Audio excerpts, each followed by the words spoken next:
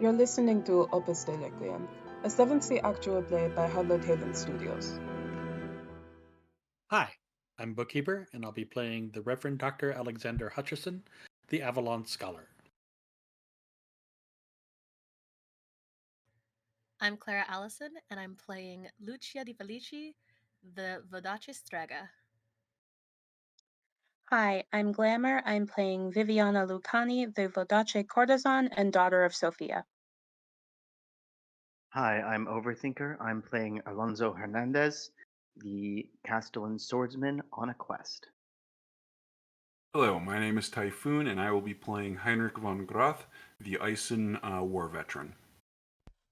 And I'm Bloodied Porcelain. I'll be your storyteller for the evening. Previously on Opus de Requiem. Lucia is not dead. She cannot be. It never makes sense, one so young going so still. But our mother country has taught me that the stillness of death is often the only time a Vodacian woman may stop worrying about being a songbird. I cannot continue to worry for her like this. She will wake up. Alexander and Alonso started cracking the cipher on the dead Strega's musical notes while Heinrich and I watched over Lucia. I should find him less of a comforting presence than I do, but that's far from the point. The music contains some kind of report on smuggled Cernith artifacts. The involvement of the CERN makes me worry, both about what sort of Strega this dead woman was and about what is going on behind the threads of the tapestry.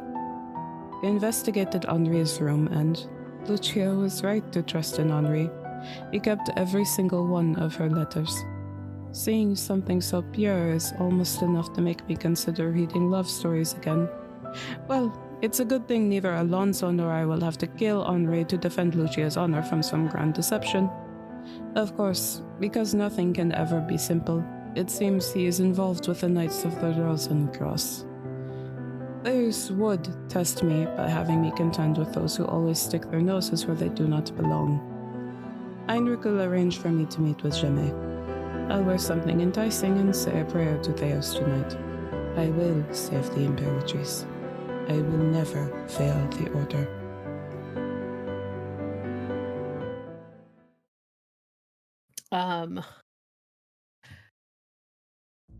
Where we left off. 4 of you are leaving the Raw Erain house and stepping out into the fresh air of Charus. You are greeted by mostly fresh-ish air and the smell of the city around you. But you're in a nicer neighborhood, so it's not as bad as it would be in the less desirable parts of Charus.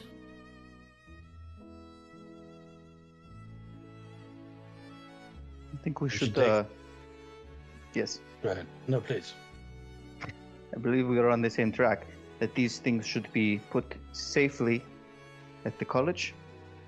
Yes. Also, is it an insult not to attend us herself? Were we slighted this day? No more than we have been up to now. If we are ever slighted, Alonso, I will let you know. I would thank you, my lady, but I believe you have condescended to me in saying it, so now I am confused. Alonso, if I am condescending you, you will know.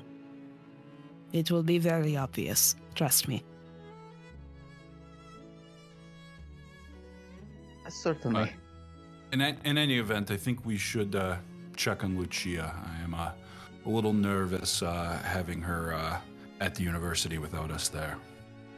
Yes, I am as well. Onward.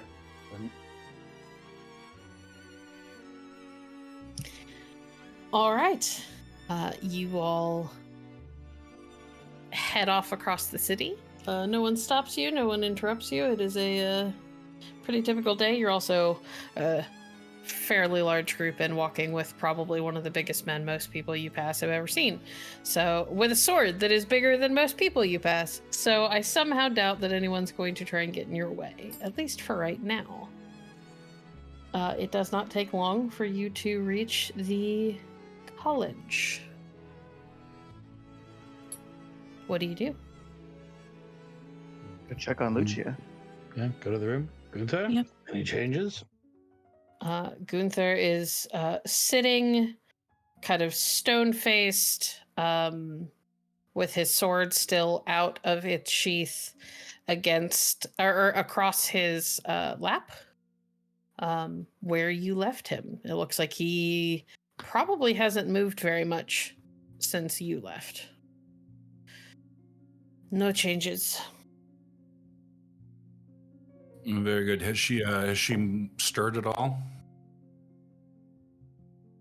No, not yet. Thank you, Gunther. You can return home. I imagine you're eager to call it a day. Eager to return to my duties, yes. He'll get up and slide the sword back into its sheath, bow to Heinrich, and head for the door. He pauses when he gets there and kind of looks back at Lucia in the bed and then all of you. I hope your companion gets better. We all do. Grazie. And he leaves. Alexander will check her vital signs. Steady. It's like she's in a very, very deep sleep.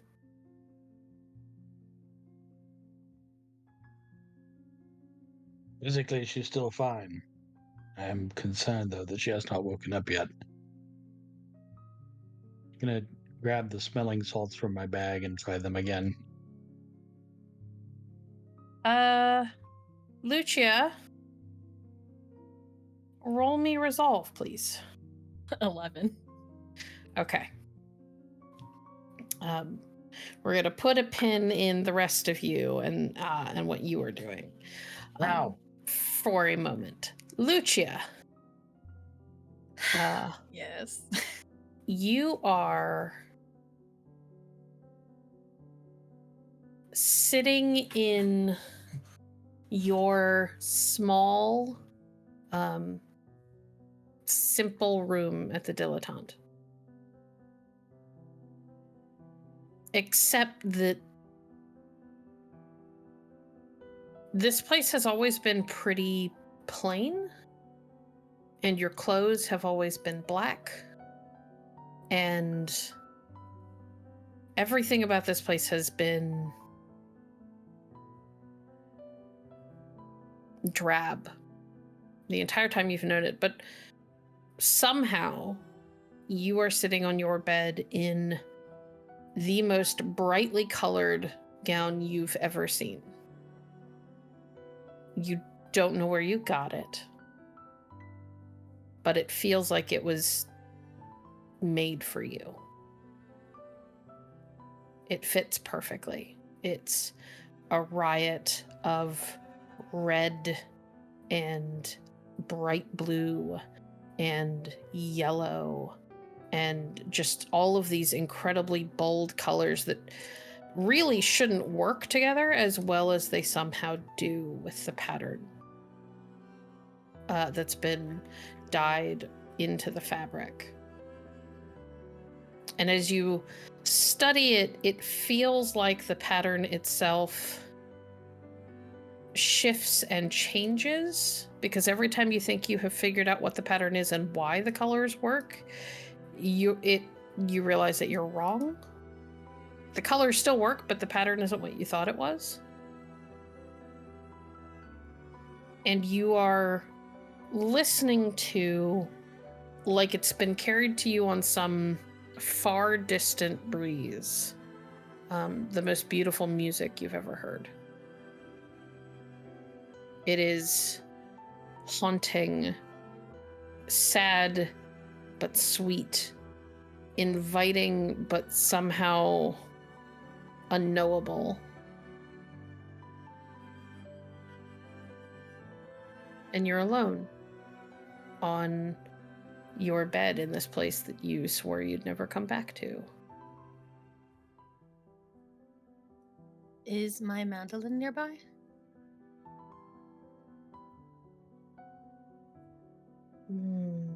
Roll me just raw wits. No target number? 20. Yes, it is. You're sure it wasn't there a moment ago, but when you glance over towards the corner of the room, it is leaning against the wall. Like it has always been there. Lucia's gonna grab her mandolin and sort of head to the window looking for the sound, the musician.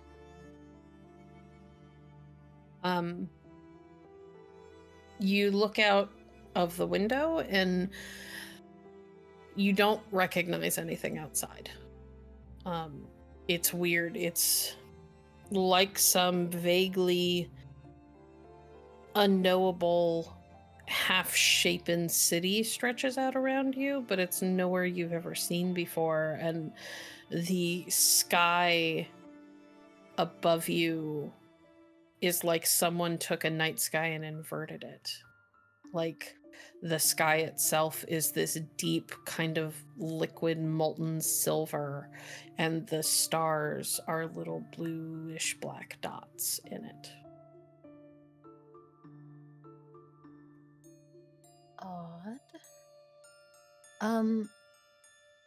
But you don't see any people. And the music is still playing. Yes. I think Lucia's going to absently kind of pluck the mandolin along with what's playing. Just sort of getting her. I want to get my bearings, but I don't know where I am. And then maybe start heading into the hall. Maybe there's someone around. There has to be. There's music. Okay. Are you trying to play anything in particular with the mandolin? Are you trying to play along with the music, or are you just sort of half plucking at the strings, like absently? I think she's not focusing enough to like pay attention to do anything concentrated unless she stops to do so. I think she's going to head into the hall and like absently try to play the same melody with it. Okay. I need you. Oh, god damn it. To roll me.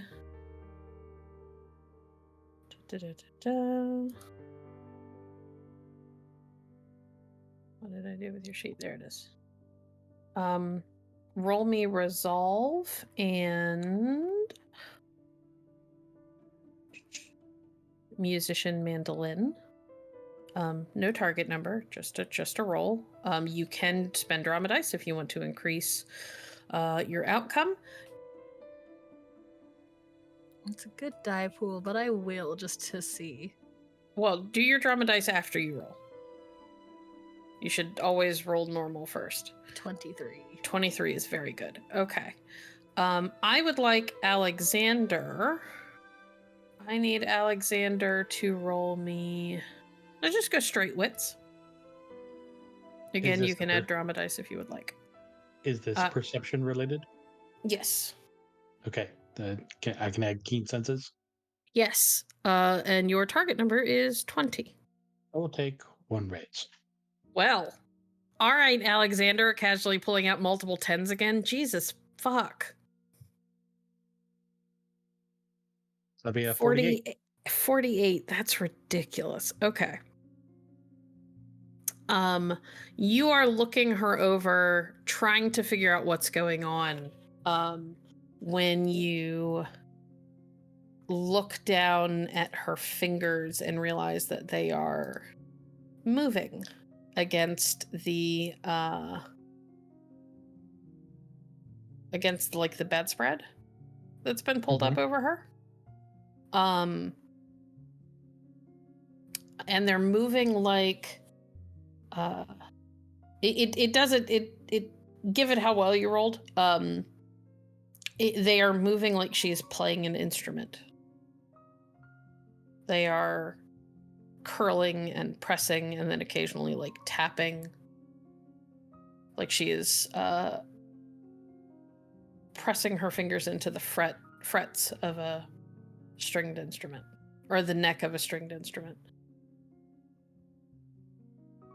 She is dreaming, most like. And of music. This is a good sign, right? I mean, It means her mind is active, which is a good sign, yes. What is she playing? Based on the way her one hand is moving, I would guess her mandolin. Can I put a mandolin in her hands? You don't have a mandolin here. Yeah. Her hands aren't together to play the instrument. It's just the finger movements. Miss Viviana, may I borrow you for a moment? If you would take one of her hands. okay. Perhaps one of us should attempt to play some music here. Maybe that will rouse her. I could sing if that will help. We'll I do can that retrieve next. something, but One thing at a time. First we try physical contact. Then, if she doesn't respond to that, then we'll try music. Patience. Viviana will go up to Lucia, sit beside the bed, and hold her hand. Okay. Alexander, would you like to tell me what you were trying to do with this so that I can tell you whether or not it works? Because I'm not sure what's happening. Well, I'm watching for two things. One, if her body is moving, that shows. Normally, that means she's in a lighter state of sleep. So taking her hand might, in disrupting whatever's going on in her dream, might start to rouse her a little bit. Okay. Otherwise, if she's got a hold of Viviana's hand, I might be able to see more clearly how exactly her fingers are moving, and maybe whether or not I can identify whether or not she's playing the same tune she was before. Okay. Well, first and foremost, we'll start with the one that is easy to answer. If you roll well enough. I would like you to roll me. Of course, it's got to be wits and composer, please. We're gonna make this a target number 25. Okay.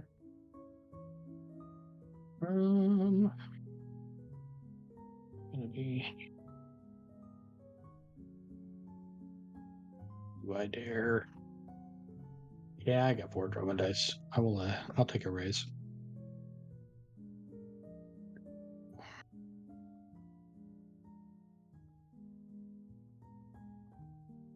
I'm gonna need those drama dice.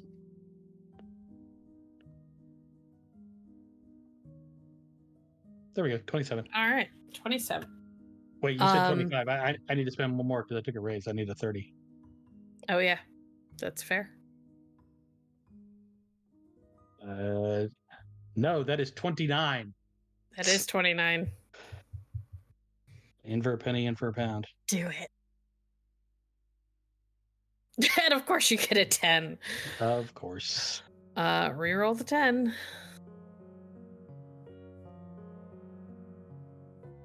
Okay.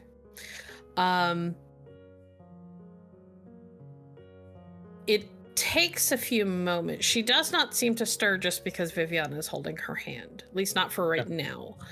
But it takes a few moments for you to watch her hands.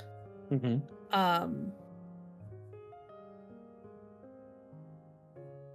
And kind of part of the issue is that you heard the music, but you kind of didn't hear the music because you were so caught up in your own moment.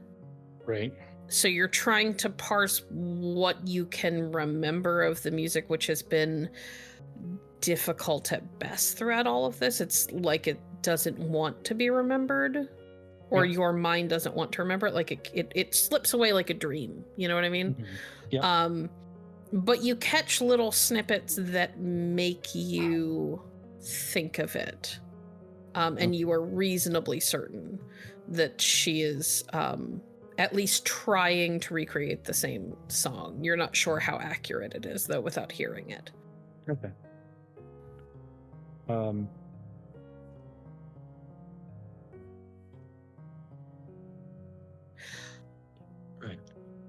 Right. Alonzo will go fetch an instrument.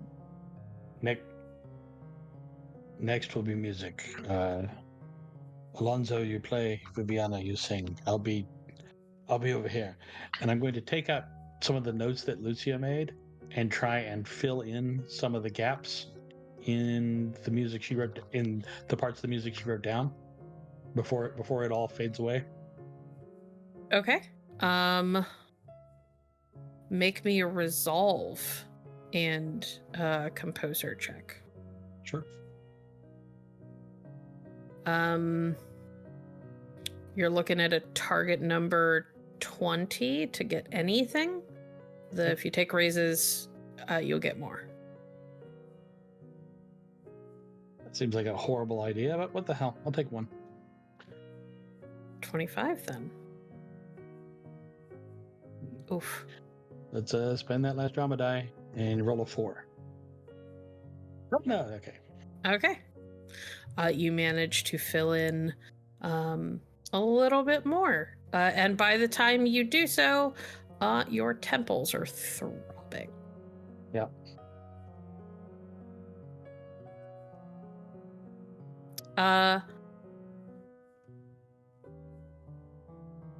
Lucia,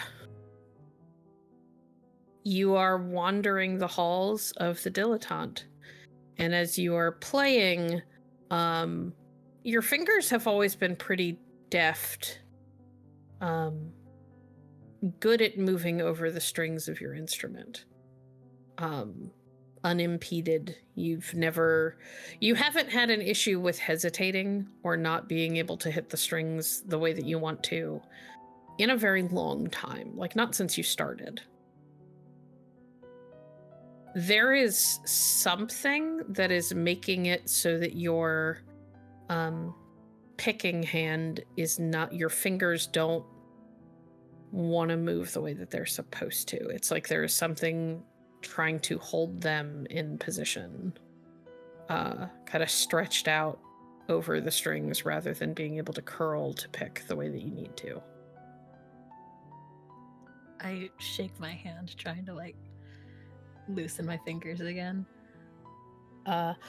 Roll me a raw resolve check, please. No target number.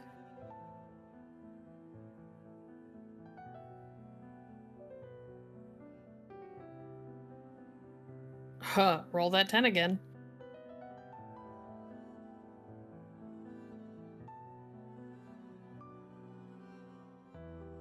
Jesus. And again. Oh my god. We went for 24, now we're at 34. Should have just asked for a raise. Well, there's no raises. This is just a static roll. 39.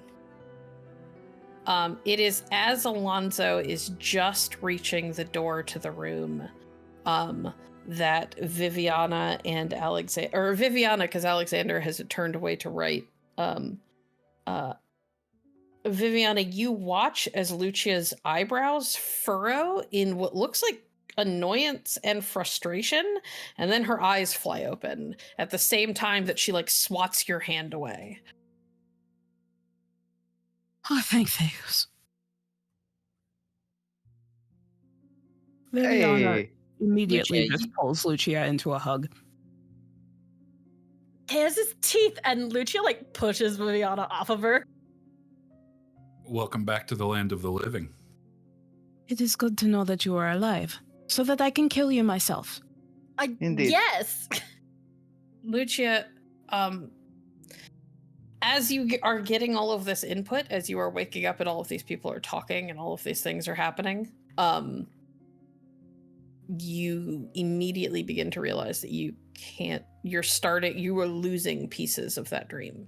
Like they are fading very, very rapidly. Maron, where is the violin? But in the other room. Give me this violin. Are you sure that's wise? Yes. I go get the violin. Quickly. I'm gonna play it again. Just pluck it, not fully bow it. Well, it takes him a minute to hurry to the other room, grab Alexander's violin, come back. It's got to be taken out of the case. Are you trying to pluck the music? Yep. And the whole time, like humming what I can remember of it. It's, as soon as she reaches for the violin, Heinrich plugs his ears. Roll me another just straight resolve check first, Lucia. Oh, my bad. As Lucia is doing this, Viviana smacks her shoulder. What are you doing? I Do you cannot want to knock yourself out again? Wait, what are you doing? I need to remember. In the time it takes you to get the violin, get it out of the case, and start to try to pluck something out on the strings, you have forgotten everything. You don't even remember what it sounded like before you knocked yourself out. Lucia just throws herself back on the bed, or back down on the bed. Wait, what was that? There's What his were you trying to do? thumbs. I can't remember the song now. Good. What do you mean good? It's been haunting us. It's very good. It is clearly a curse. It is. You almost don't know killed yourself. I don't think you understand that. I am alive. You started bleeding You you started bleeding and you collapsed, and we were just left squabbling, trying to figure out what was wrong with you. What is wrong with you? That you would do that again, that you would put us through that again. You would all. Do you ever think about anyone but yourself? Viviana, should take a step back. I need to examine the young lady. I would like Lucia to take a drama die for doing the reckless thing and immediately trying to play the music that knocked her out again. And I would like Viviana to take a drama die because that was very good. You should never, ever play that infernal music again. Let's not be too hasty. That is not hasty. I agree entirely. The ice is being hasty. Come now. We presume. One presumes that the music is a curse. The other presumes that she has forgotten it. I don't necessarily think either of these things is true. Follow my finger, Lucia. Oh, Alonzo looks away. Viviana just steps back and rubs her temples.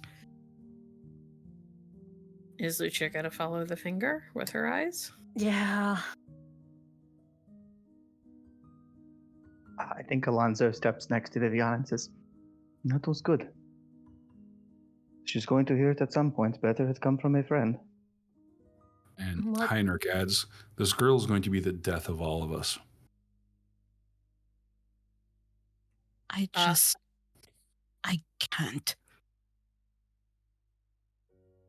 Ye of little faith. There are so many things far more forward in line than music from some other place to be the death of us.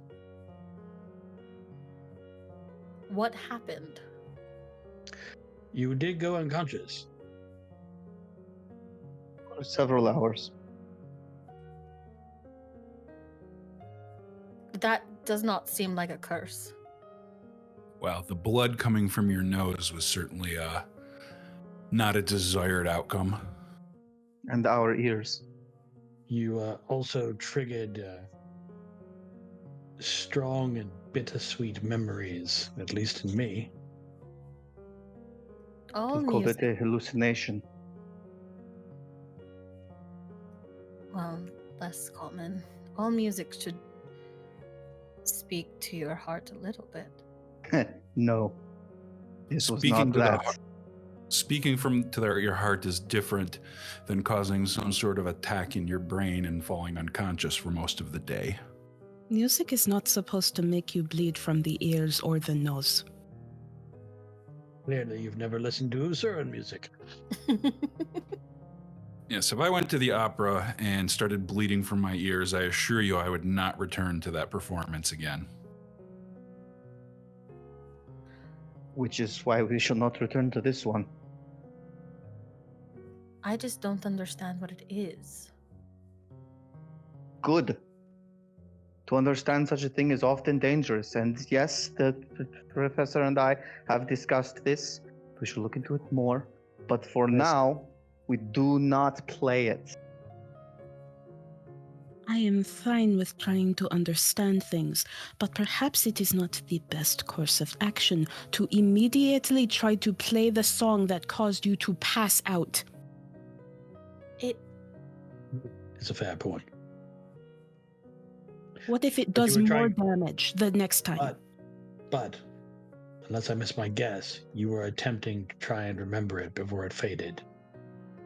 Yes. Playing it is the only way I think I can remember it. We've fleshed it out a little bit. We will examine it again later.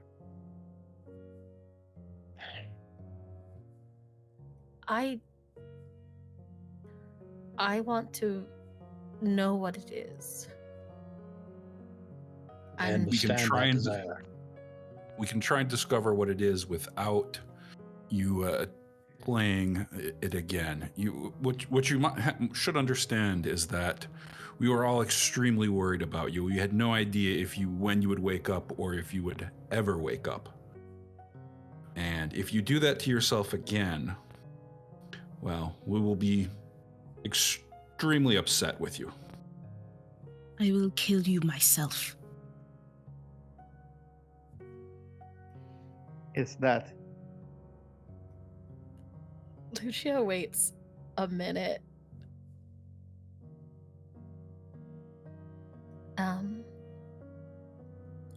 I am sorry for making you worry.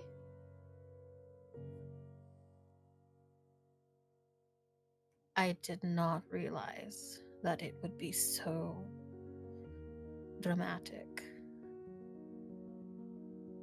Not only were we worried, but we were out investigating your problem with Henri without you. What did you find? He kept Well- her letters. Yes. Oh, Show her. Viviana will go and retrieve the letters and bring them back to Lucia.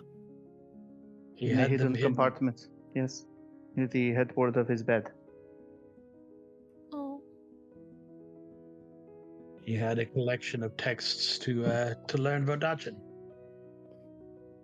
Lucia, you were handed a portfolio not terribly unlike yours or unlike the one that you have seen Alexander carry around. And it's true. You can't read them, but you've seen all of these letters. They're all here except for like the last 2 or 3. Lucia starts to cry.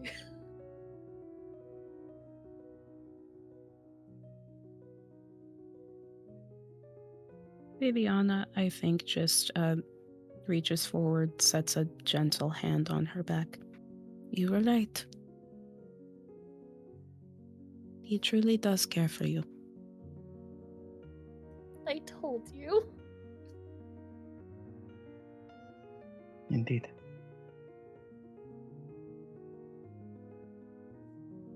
There was no indication as to where he's gone.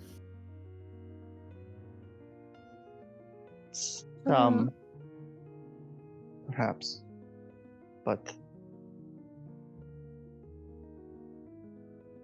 we also saw a picture of him, and he's quite handsome. We may yet have a lead on, if not where he's gone, who would know where he's gone?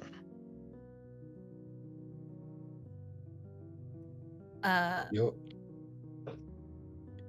Lucia like sort of looks at Alonzo and just, I would not care if he was incredibly deformed. I know that he loves me. Where was he going?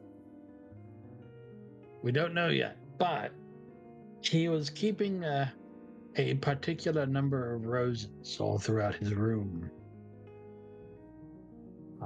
Indicative that he is either a great fan of or perhaps a member of the Knights of the Rose and Cross.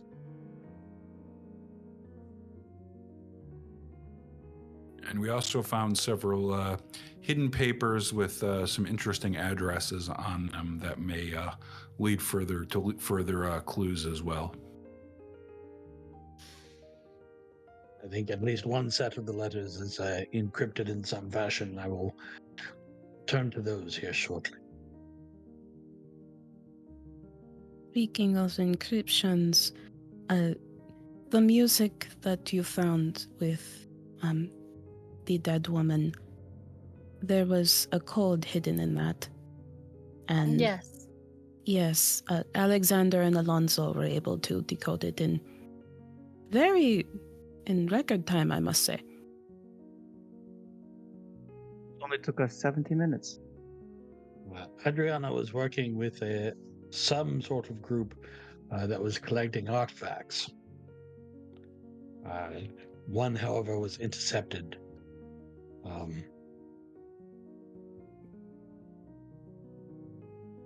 But what she was carrying fell into friendly hands.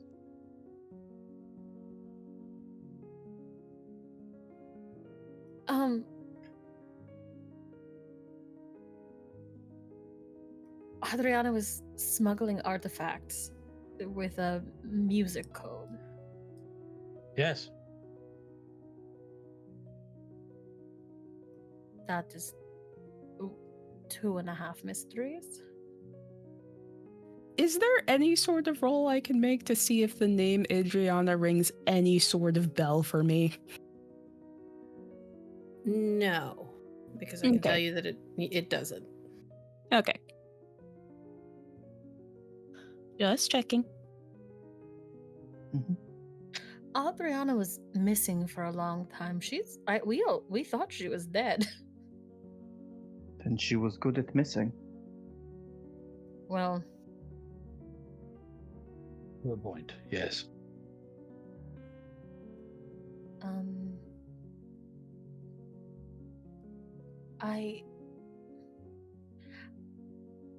I cannot let the music go, but I will. We have other things to focus on. Yes, we do. We do. And as everyone else has had some sort of revelation, I suppose it is my turn. I can tell you something a bit more about the music. I shall rely upon your discretion not to share it about. Not that I think anyone would believe you, were you to say so.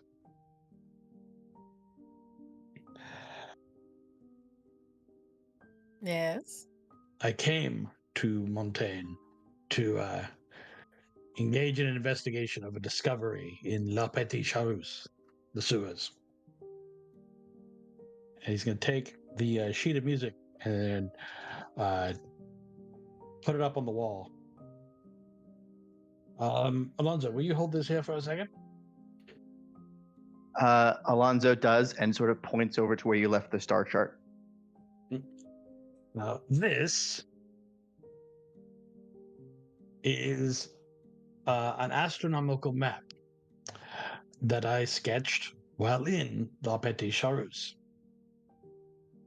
Have any of you ever seen an observatory, someplace where the heavens are mapped out? I've not had that pleasure. No. So, well, you'll hold up the star chart. So, if you look at these are the horns of the constellation Oryx, the goat, and then it's moving a couple of stars over this way. But one thing you might find interesting, yes, he's going to put a lantern on his desk. Alonzo, would you please hold the sheet music in front of the lantern? Mm-hmm. And Done. then as the light shines through to light up the dots, he's then going to hold the star chart in front of the music as well. Huh. You begin to realize as you hold them, as he holds them up and shows you a comparison, Lucia, it is a little hard to see because it is a star chart and because things are kind of in this weird, like snake-like formation. They're not like a straight line like you would see on music paper, but the stars certainly line up with where you would expect the oval or circle or whatever of a note to be. Now, there's one very important thing about this rather remarkable map of the firmament hidden underneath Charus. That is its perspective. Whenever a star map is taken, it's usually the same stars, same firmament, but you can get some idea of from where it's looking based on the position of the stars, how they rotate, that sort of thing. This constellation had a most unique perspective.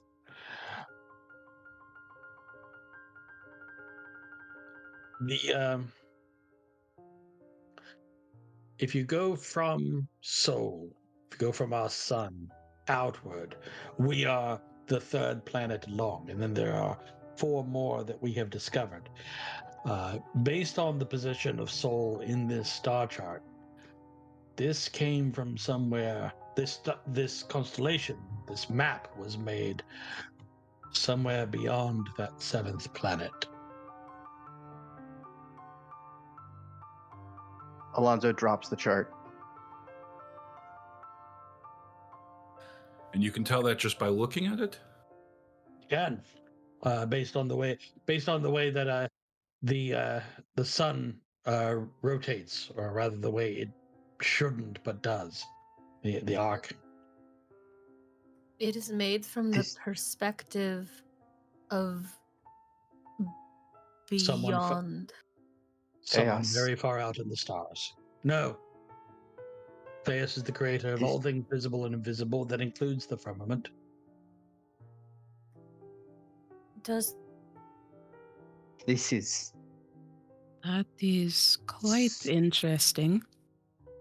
certainly heretical. Theus wants us to understand his works better? The words of the first prophet, perhaps. But this? You're saying this is from... Would it not be... Is it not a way to understand others than to step in their shoes? I'm saying I have some idea of where it was looking from. I don't know who made it or for what purpose. And that is enough, I think, to support Signorina Lucani's statement that we should probably not be playing the music again until we understand a bit more. Yes? I had forgotten this was about the music. Can I get up and get a closer look at the stars? Yeah. Get a closer look at the layers? Yeah. Lucia will kind of start filling in the gaps in her head if I can, based on where the star map fills in the spaces, and just hum it. Not continuously just sightseeing. No. I'm not playing it. I'm just Singing Don't it. help me. Stop.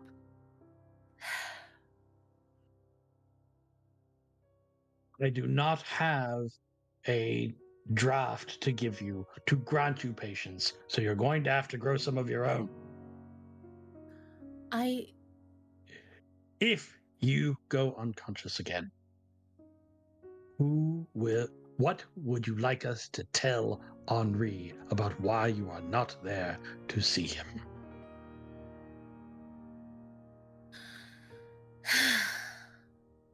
And he takes the papers back.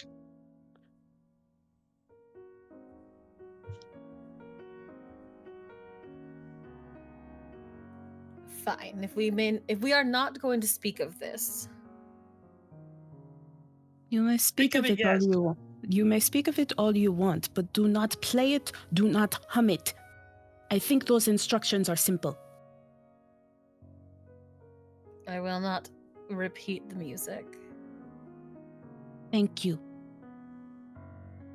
I find myself less curious about the theological aspects of it and more the practical.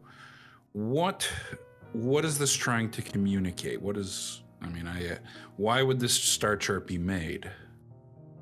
No.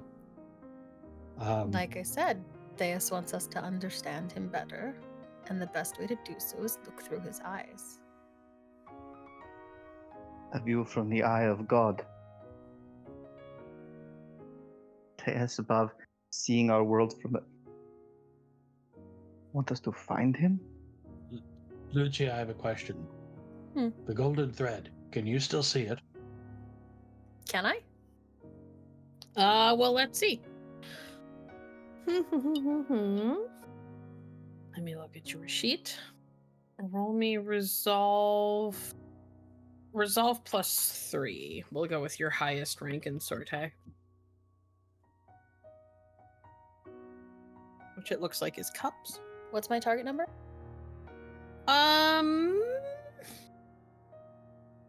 20. I'm so tempted to take a raise. You take raises. You are I'll welcome take to. the raise. 38. 38, yeah. Damn. You focus, and it takes effort, considerable effort, because you can always see everybody's most important thread, which are like the standard threads that you always see them have, but you kind of like narrow your eyes and focus hard and pass your gaze around the room, and you can, in fact, after a moment, see that thin, beautiful gold thread come into view, and you realize that it is wrapped around you. It has wrapped itself around Alexander and Alonso and Viviana and Heinrich. Does it end or does it keep going? Like, does it leave the room? It stretches out into a bunch of different directions from each of you.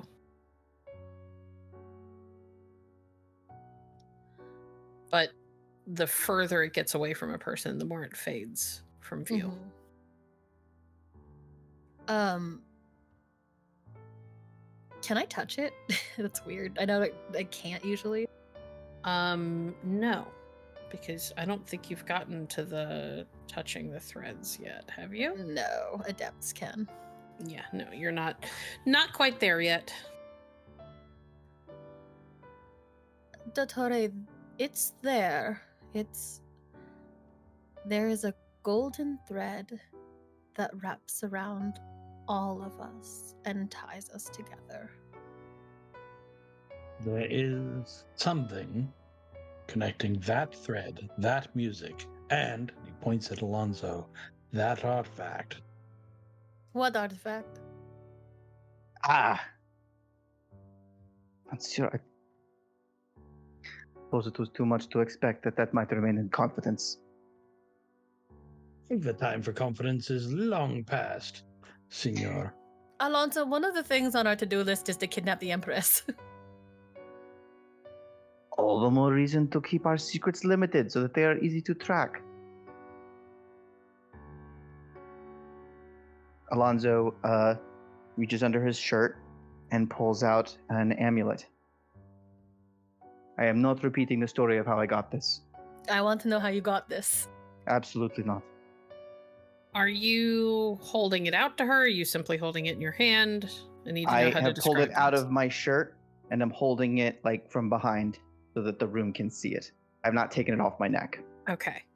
Hanging from a thick chain around Alonso's neck is a round amulet.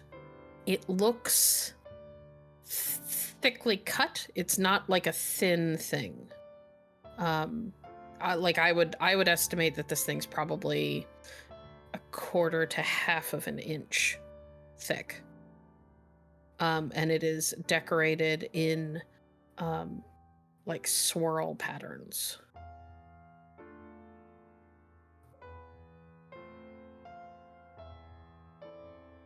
Where did you get this? I have said it twice. If I say it a third time, I shall leave the room. Lucia looks at Alexander. Alonso shakes his head. It is related to the artifacts that Adriana mentioned in her coded messages.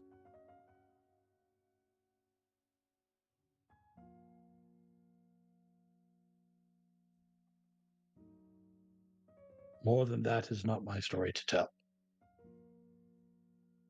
Puts it back in his shirt.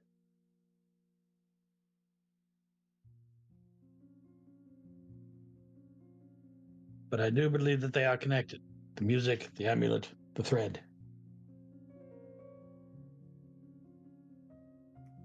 Does the golden thread touch the amulet as he moves it? You'd have to get a better look at the amulet. Alonso himself is wrapped up in the thread. It's hard to tell what it's touching and what it's not. Alonso, please get closer. I want to look at it. This is all starting to smell a lot like sorcery. I cannot kind of a assure you lot it's of it. not. So if it is all the same to you, I think perhaps that I am going to need a drink and some time to think before I follow any of this any further. Alonso, if it is sorcery, it's nothing that you have invoked. Invoked, I have been invoked upon. You played the music. And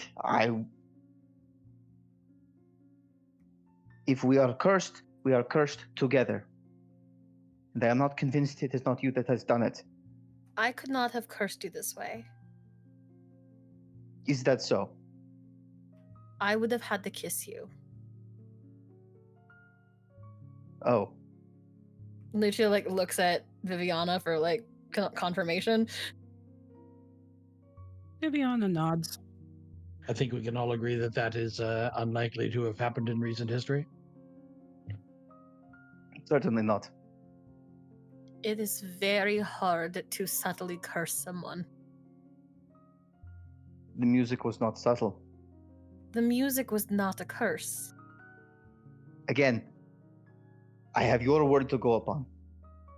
I do not think that Lucia decided randomly to curse all of us.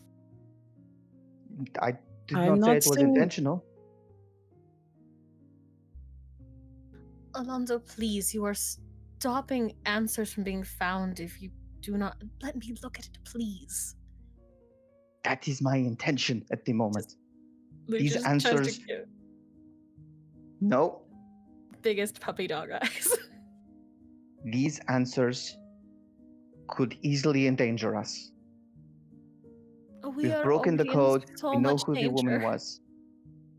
Exactly. Perhaps we solve the problems before us. The mortal threats. This is a problem to be solved. This is part of it. This can be left alone. We can deal with the other thing, with the Lempress. What? That seems less dangerous somehow. Alonso, You are not so cowardly that you would not wish to know more about what is threatening us. Do not call me. You are afraid of a Ooh. trinket. I am afraid of No. sorcery. Okay, No. okay. I think that's enough. I think all of us need to take some time to clear our heads, maybe drink some water or something stronger. I think that is enough for now. See. I want Agreed. to do something stupid. What do you want to do? Theus is testing me. I mean, you do have the reckless hubris. So Alonzo's now gonna that I know, step out. now that I know that you have a bad idea, hold on. You don't get to like dip out of the scene while somebody's making out of character stuff. Hold on. For sure. Now that I know that you have a bad idea, I'm gonna give you a drama die. Girl, I'm rolling Andromeda. I'm invoking your reckless hubris. I have to spend one to say no. Yes. Yep. Fuck, I am rolling Andromeda. I'm diving after that amulet. Cool. Interesting. I am shoving her.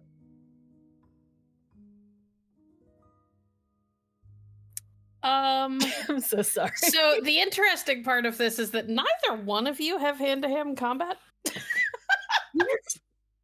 Alonzo Lucia's Classic. black fight. I have footwork, which is unarmed defense. Footwork will not let you shove her. It will just let you stay out of the way. I also have footwork.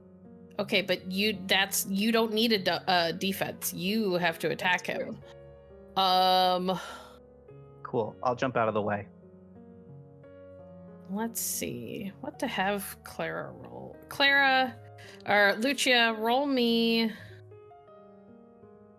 finesse. Yeah. Roll me finesse. Let's see if you can beat his defense. Just a flat finesse? Yeah, because you don't have any attacks or anything. When it comes to doing stuff barehanded, so unless you plan on pulling out a knife. I'm not trying to stab him, I'm trying to steal the stupid amulet. I am aware. That's why I can't let you use any sort of skill, because you don't have a skill for this. Theus wants me to have that's that a fucking 10. amulet. That's a 10.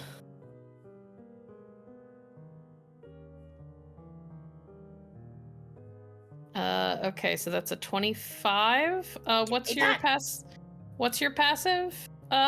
Footwork? Footwork is passive is 10. Give me that amulet.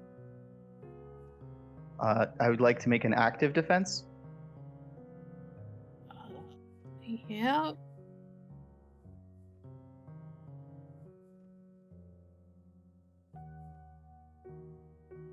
Gotta Yeah, love a little okay. PvP. I don't normally allow for PvP, guys, but this is minor enough that I'll let it happen. We've I established wouldn't call Lucia's. this PvP. We've established Lucia's small enough that Heinrich could probably catch her out of the air. So I'm trying to beat a 25. Mm-hmm. Spend the drama dice.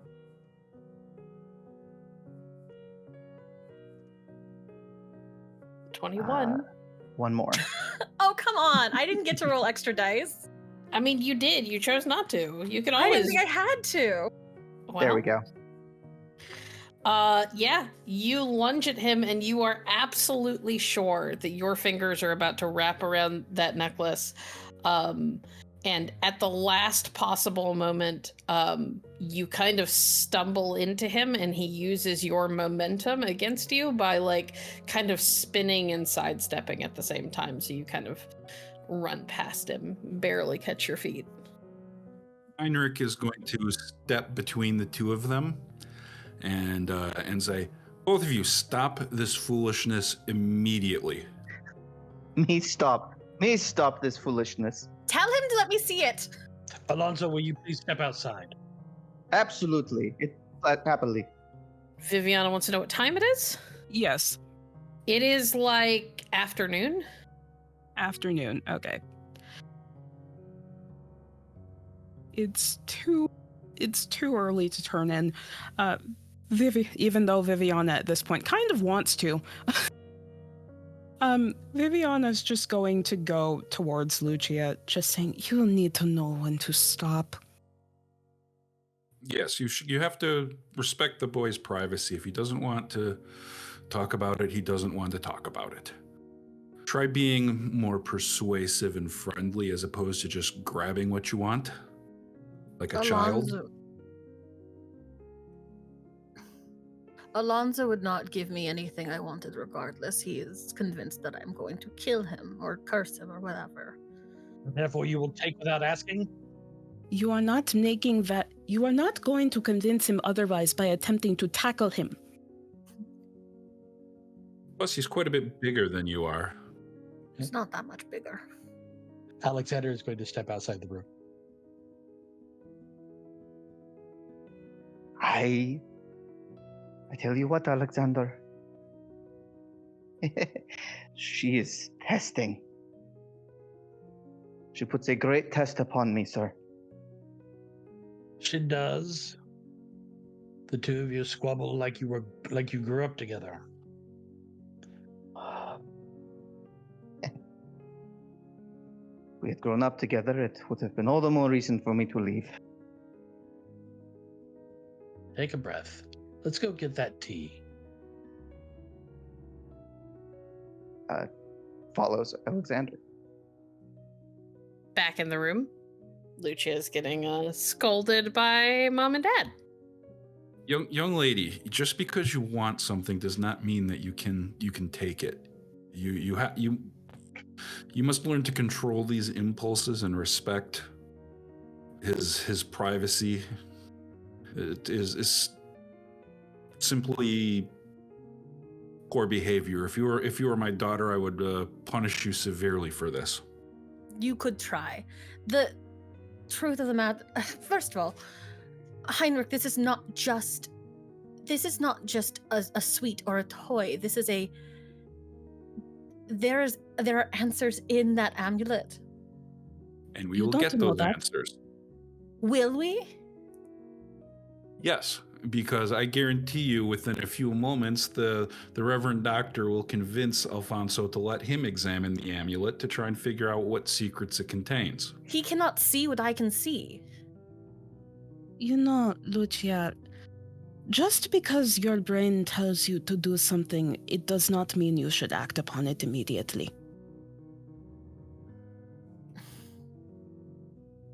Now, next time you have one of these urges, I want you to stop, try to calm yourself, and count to 10 before doing anything. You both... Do not tell us that we are treating you childishly. You are acting like a child, so that is how you will be treated.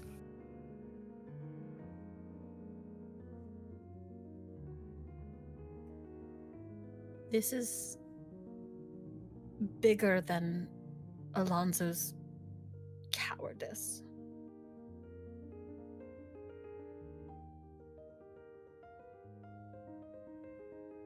Need I remind you that you've hired Alonso to protect you? Perhaps antagonizing him is not the best way to go about doing that. Perhaps hiring with him was not the best idea to begin with. He is a boar. Or an ass, whichever animal you prefer. And you are a headless chicken.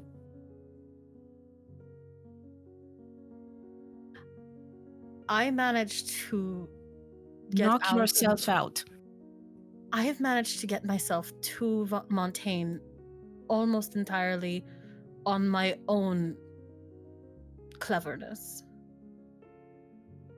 Then display some of that cleverness instead of acting like a headless chicken. What happened to that cleverness? Did you leave it out at sea?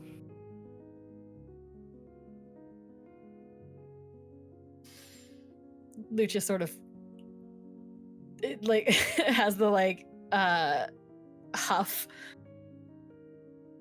At the very least, do it some way smarter. Wait until he's asleep to try and take it. Yes.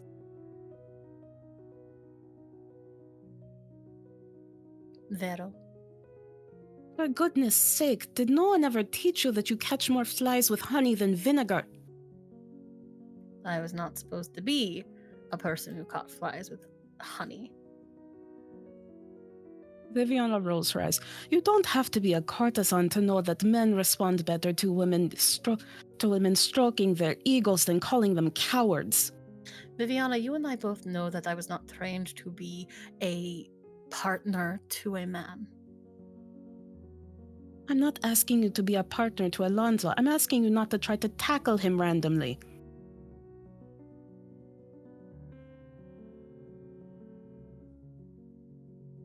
I will not tackle him again. Good. Back in the kitchens. Alonso and Alexander are making tea. Alexander is setting up a tea service. Not going to bother the servants right now. Raiding the cupboards as he goes. Oh. I do not like it, sir. I understand it is a sensitive subject for you. Which part? There have been several today. How that amulet came into your hands. Yes, that one in particular. So, I put it to you. I don't know if this needs to be done today. I think our young lady can afford to be patient for just a bit. Also, we should spend this afternoon probably going to La Donjon. But there is something important that I think you would want to know. That thread that she mentioned, the one that wraps around all of us. One of the things I am curious about is if you were to remove that amulet and say set it on the table, would the thread chase it? Is it specifically connected to whatever it is that is tying all of us together? Given the unknown provenance of that amulet, I think that would be something you would want to know as well. Is it I that am cursed? Or the thing? Perhaps. This is not a question that can be answered simply by a quality pair of spectacles.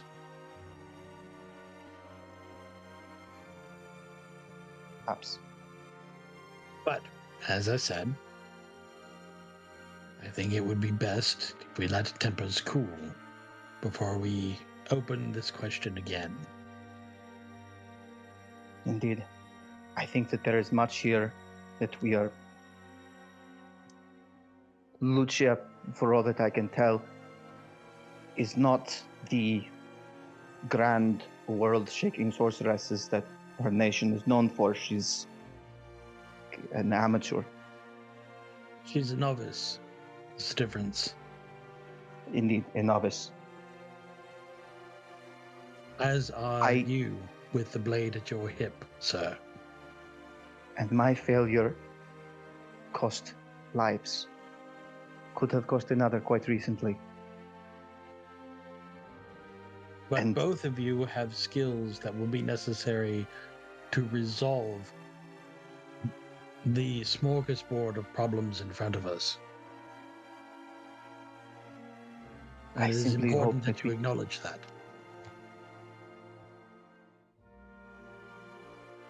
I do not deny it.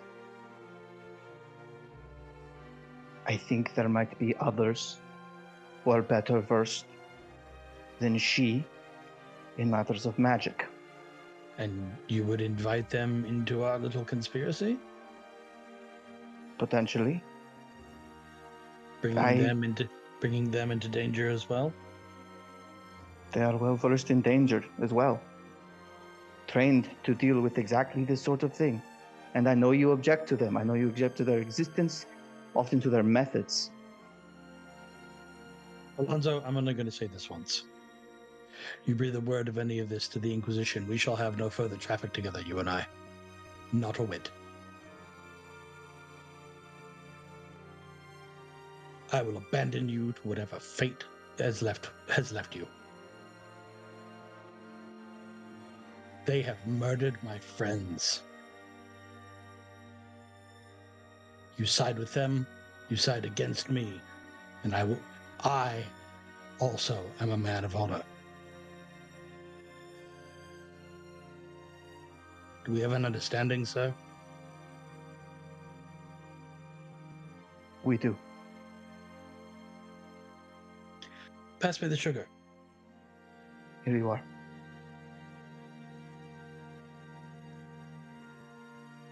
Okay. As you have this tense conversation and put together your tea service. Thank you for listening to Opus Dei Requiem. If you enjoy this story, please make sure to subscribe and review wherever you're listening to our podcast. You can find more of our actual plays on our website at www.holothavenstudios.com. Please consider supporting us on Patreon at patreon.com/holothavenstudios. Your support helps make more stories like this possible. Alonso and Alexander, with tension hanging between them, return to Alexander's chambers. With tea. With tea. Everyone gets a cup of tea. There are also a number of small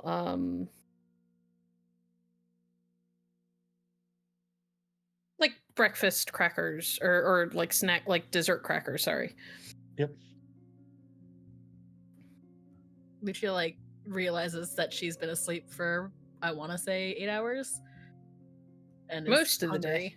You are very hungry.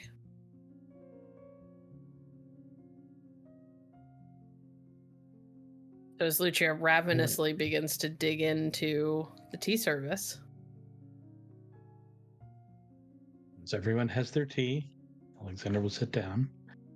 Now, Alexander, your head still hurts. Arguing with Alonso hasn't made it any better. yeah. Ignorance is bliss only for the ignorant. Sips his tea, wincing a little.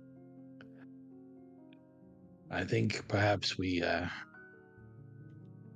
reserve these conversations for another day, because there is another task we need to see to today. We have visited where Henri rested comfortably. We have, however, permission to go see where he was resting uncomfortably and see if we cannot learn anything there.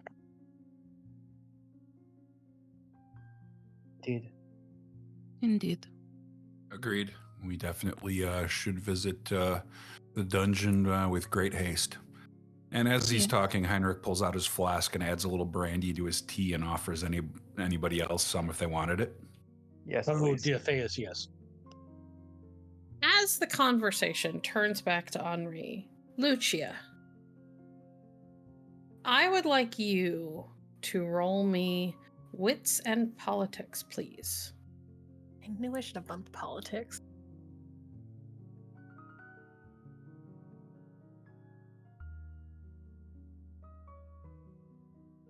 Target number 15.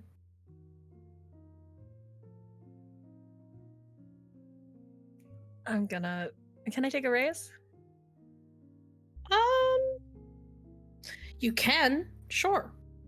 I got a lot of drama dice. Might net you a little bit more, but Would 2 be worth it? no, I'd say leave it at 1. This is a pretty simple, straightforward check. Okay, then sure. 1 raise. Okay. Reroll that 10. I'm rolling so well and I'm so scared.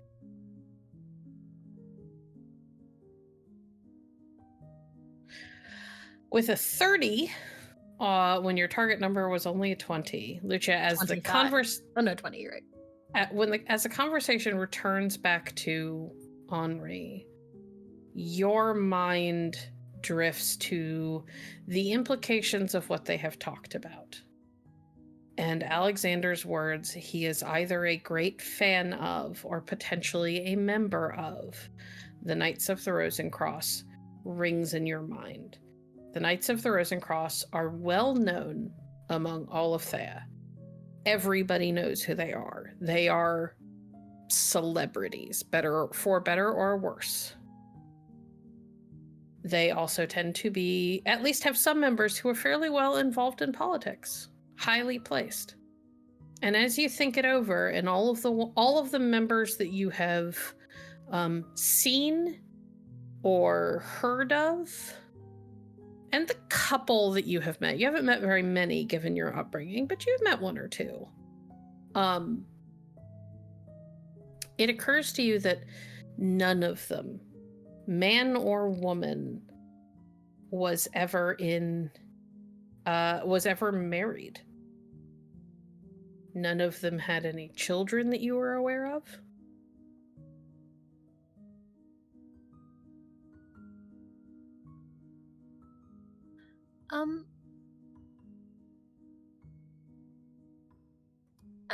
Dottore, Yes. do Knights of the Rosencross take vows of celibacy? I'm actually not sure. They are. I like to say they're not so much a secret society as a society with secrets, and one of those secrets is the vows they take. They are not known to marry. No, I suppose they don't. I can't think of any off the top of my head. Or of families. No. Perhaps he is not a member and he simply chooses to associate closely with them. Either way, it's clear that he cares for you.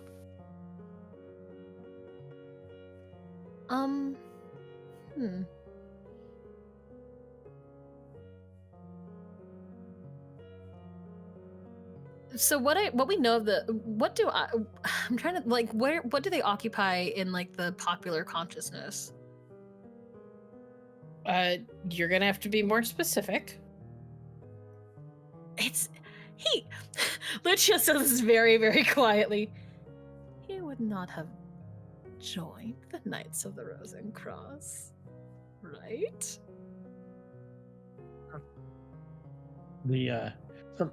One does not apply. One is invited. That much I do know. Alexander, you would also know that while you have never met or seen a knight who was married or had any, at least not legitimate children that you are aware of, that has not stopped them from having romances. They have just never been married. In fact, Knights of the Rosencross have been figures in some of the most fantastical and popular love stories. I have a marriage-obsessed teenage Rodachi girl in front of me.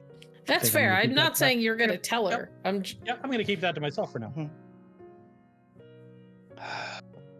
No.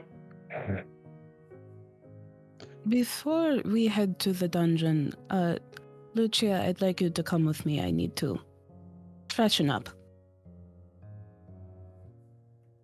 Lucia has learned well enough not to say no to when another Vodachan woman asks to freshen up.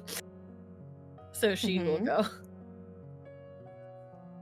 Viviana will leave the room, holding the door for Lucia. They always go in groups. The strangest thing. I have asked my anthropological friends about it. They don't understand it either. Of course, most of them are men.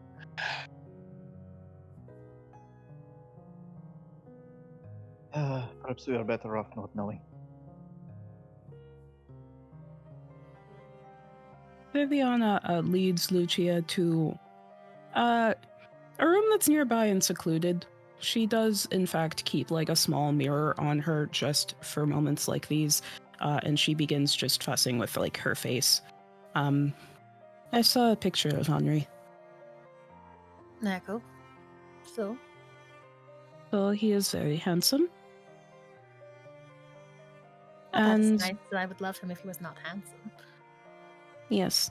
And well, having seen him, that makes certain things easier. Oh! Yes. Could you do that now? Not now, at home. Perhaps tonight? Yes, tonight. Viviana will offer Lucia the mirror. She herself will go about like fussing with Lucia's hair. Good luck. It is unruly mess. It is very hard to get this stuff under control. She's got curls everywhere, and every time you think you've managed to tuck them back and up appropriately, they sort of get a life of their own and escape whatever pin you put in place. She just tries to go for a sort of wild, like not wild, but an intense look, I suppose. And a less tamed look with the curls, because trying to tame them is clearly a fruitless pursuit. And she will just take out a handkerchief, begin fussing with like Lucia's under eyes, just making her look slightly more presentable. Okay. As you are fussing with Lucia's hair, she does bat you away for a second. There's a spider in there. Oh yeah, no, that's fair. As you are shifting to work on a particularly troublesome bunch of curls, like right at the top of her crown, Lucia's hand kind of reaches up, and it's like she did when she was waking up. She smacks your hand really hard away from her face, or away from her head, and you like your mouth opens like you're about to snap at her, and you look up, and there is a spider that kind of crawls out from like the mass of curls that you were just about to grab. Sorry. And she'll pull Romeo like out of her hair and just like, for lack of a better phrase, cuddle him. That is okay. Not the first time you've seen stuff like that, though. She's met them before. Yeah. Yes. Romeo was with me, but cannot poison spider against a poison spider, it turns out. Your spider's name is Romeo. See? They I are have a named What? I have a Romeo of my own who is a bit of a spider. The kind that you crush under your heel, no. So, not the type that you keep with you. I would never. They are all named... I named them for my favorite stories. Really? This is Romeo, and at home they are Tristano and Orfeo. You have good taste. Great love stories, all. Truly entertaining. Viviana will go back to just lightly fussing with Lucia's hair. Then she'll say, "That's good enough. We're going to a dungeon. You don't need to look like we're going to meet the Imperatrice." It has never mattered how I looked. Oh, it matters quite a bit. For you, perhaps. People will treat you how you look.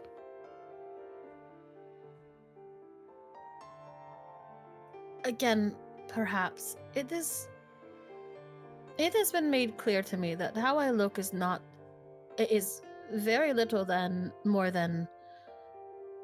an addition to my market value. Lucia, I apologize for yelling at you earlier. When you passed out, I was very concerned. I am sorry for passing out and acting foolish. It's okay. Just try to keep your health in mind, your well-being. If you don't live long enough to meet Henri, then this will have all been pointless. In that, you have a point.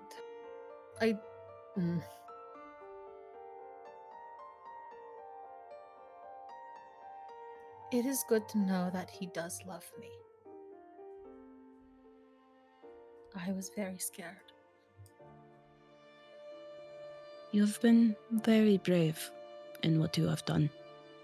You, like you said, were able to make it to Montaigne and away and out of Vodace by your own wit, and that is to be lauded. She smiles a bit, even if you do constantly undermine your own wit. It has never mattered before. Men do not need witty wives. No, most men from Vodace want songbirds.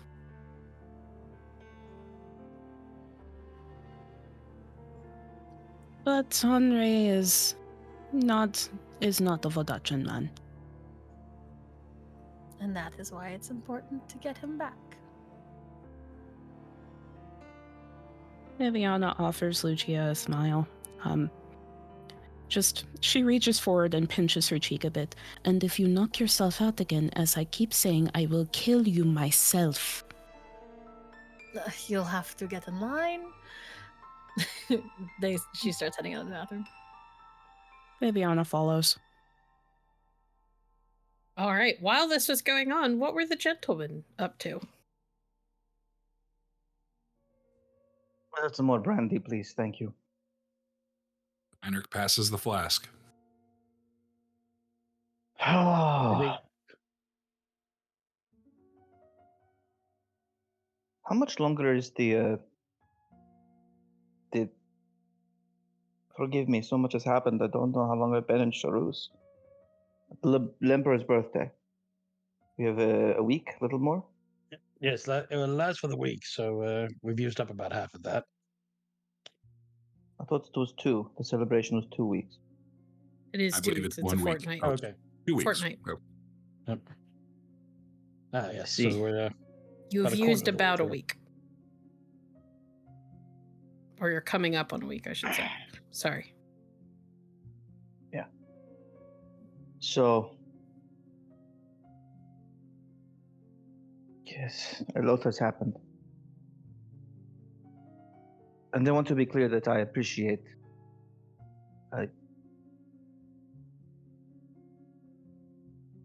Thank you for making me a part of all this.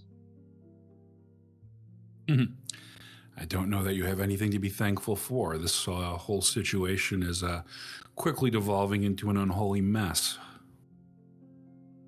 I could not agree more on both the mess and the unholy. That said, as I understand it, is the place of the champions of our world to be in the middle of messes and do what is right. Champions tend to end up dead. I would focus more on staying alive and accomplishing what we need to do over being heroic. It is a function of change that the status quo must first dissolve. Indeed. To that end, I believe we should. Lady Lucani and I discussed reaching out to an ally, a merchant woman, or minor nobility. She may know more about the forces that removed Henri from the city. Or if not, she knows about people who do not agree with the way that things are. Given the amount of musketeer attention that we've drawn, I don't know how many eyes we'd want to push in that direction.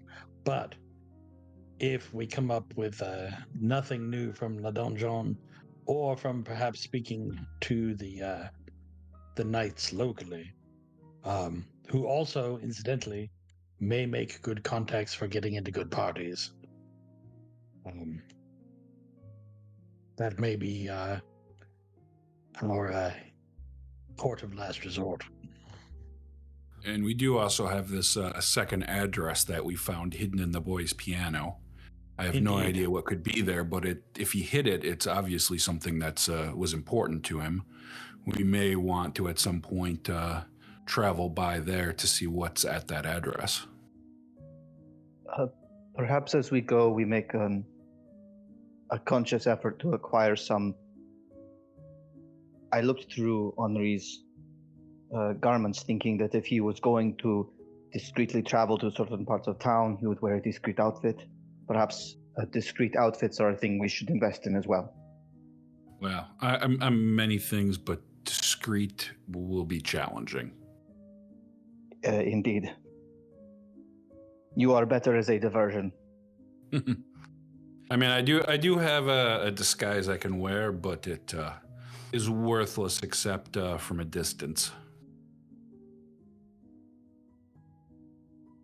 I'm somehow imagining you done up in shrubbery, and I agree that would not be helpful.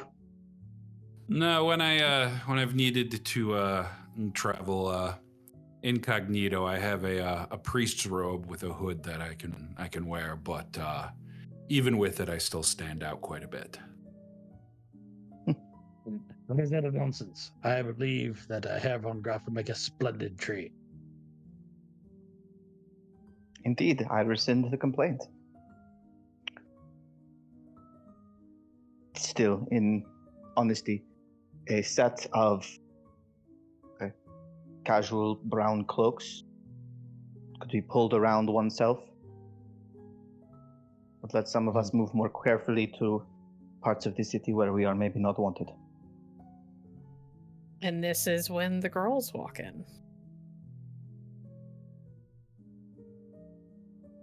So, I have a suggestion. I hate that it sounds like the last time, and I promise not to let any spiders bite me this time. However, we have a stack of papers that need going through.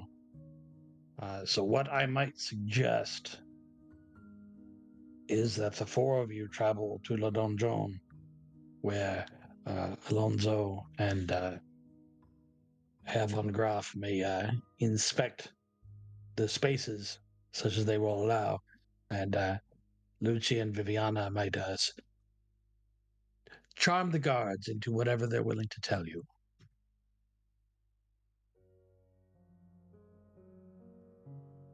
Are you certain you'd rather not come with us?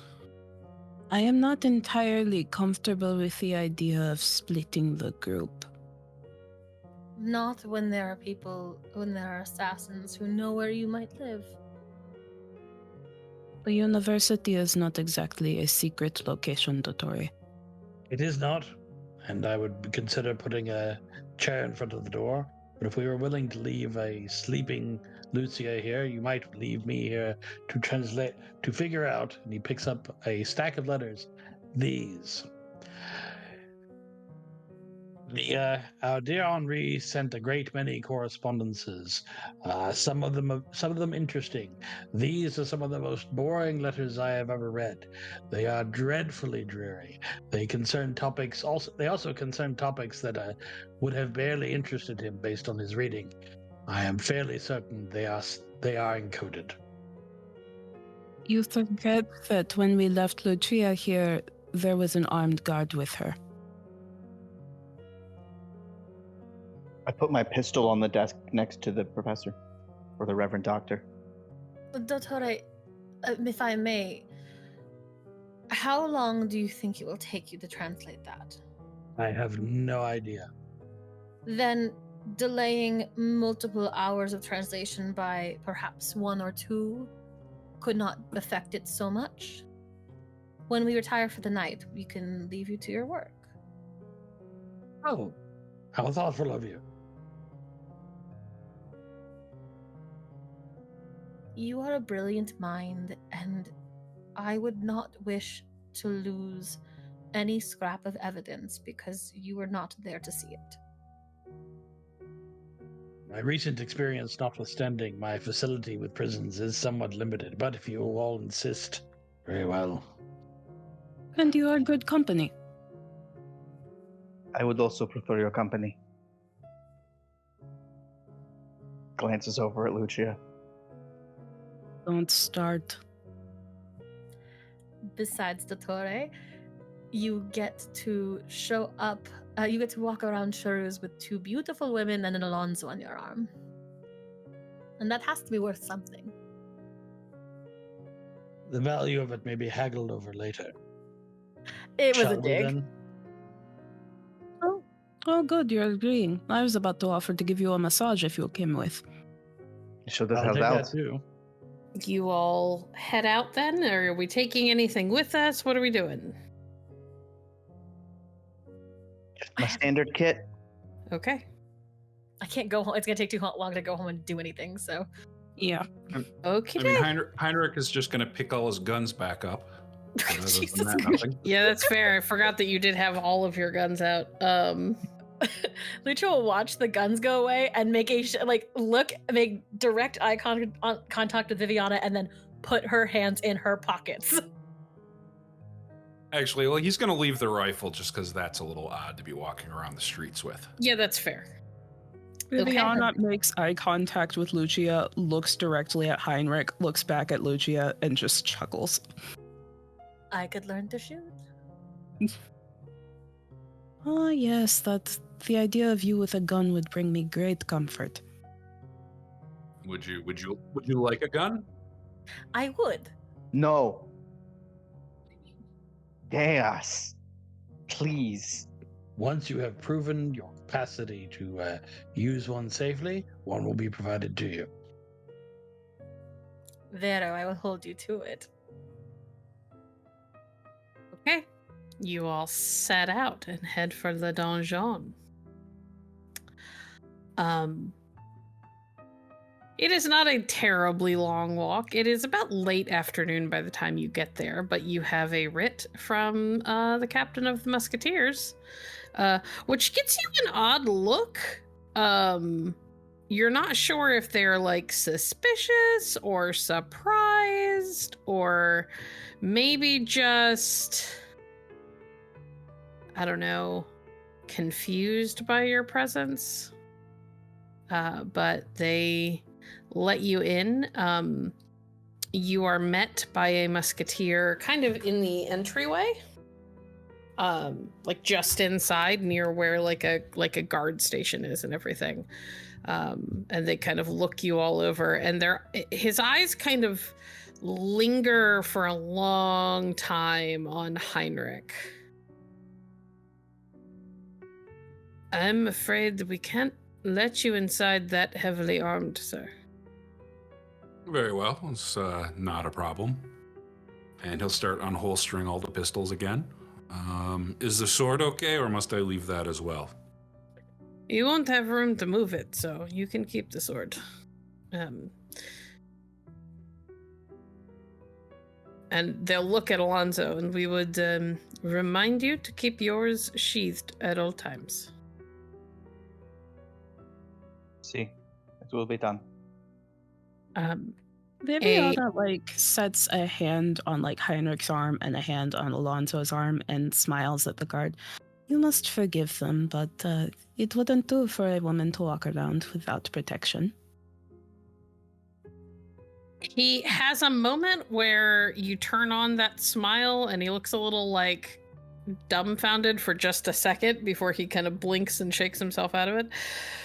Yes, no, of course, madam. We will take these, and your escort can have them back when you leave. Thank you. Another musketeer, this one female, comes up with a box and takes the pistols. Tucks them into it. She also takes both of mine. Yep. You see Heinrich provide 4 or 6 pistols, something like that. Only 4. Only 4. Perfectly reasonable number of pistols. 4 pistols from Heinrich and 2 more from Alexander. 1 from Alonso. And 1 from Alonso. Jesus.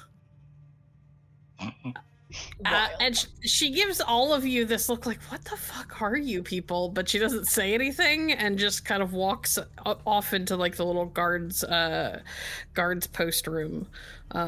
While the one who met you spends just a few more seconds staring at Viviana before realizing that he's staring and catching himself and turning to lead you inside.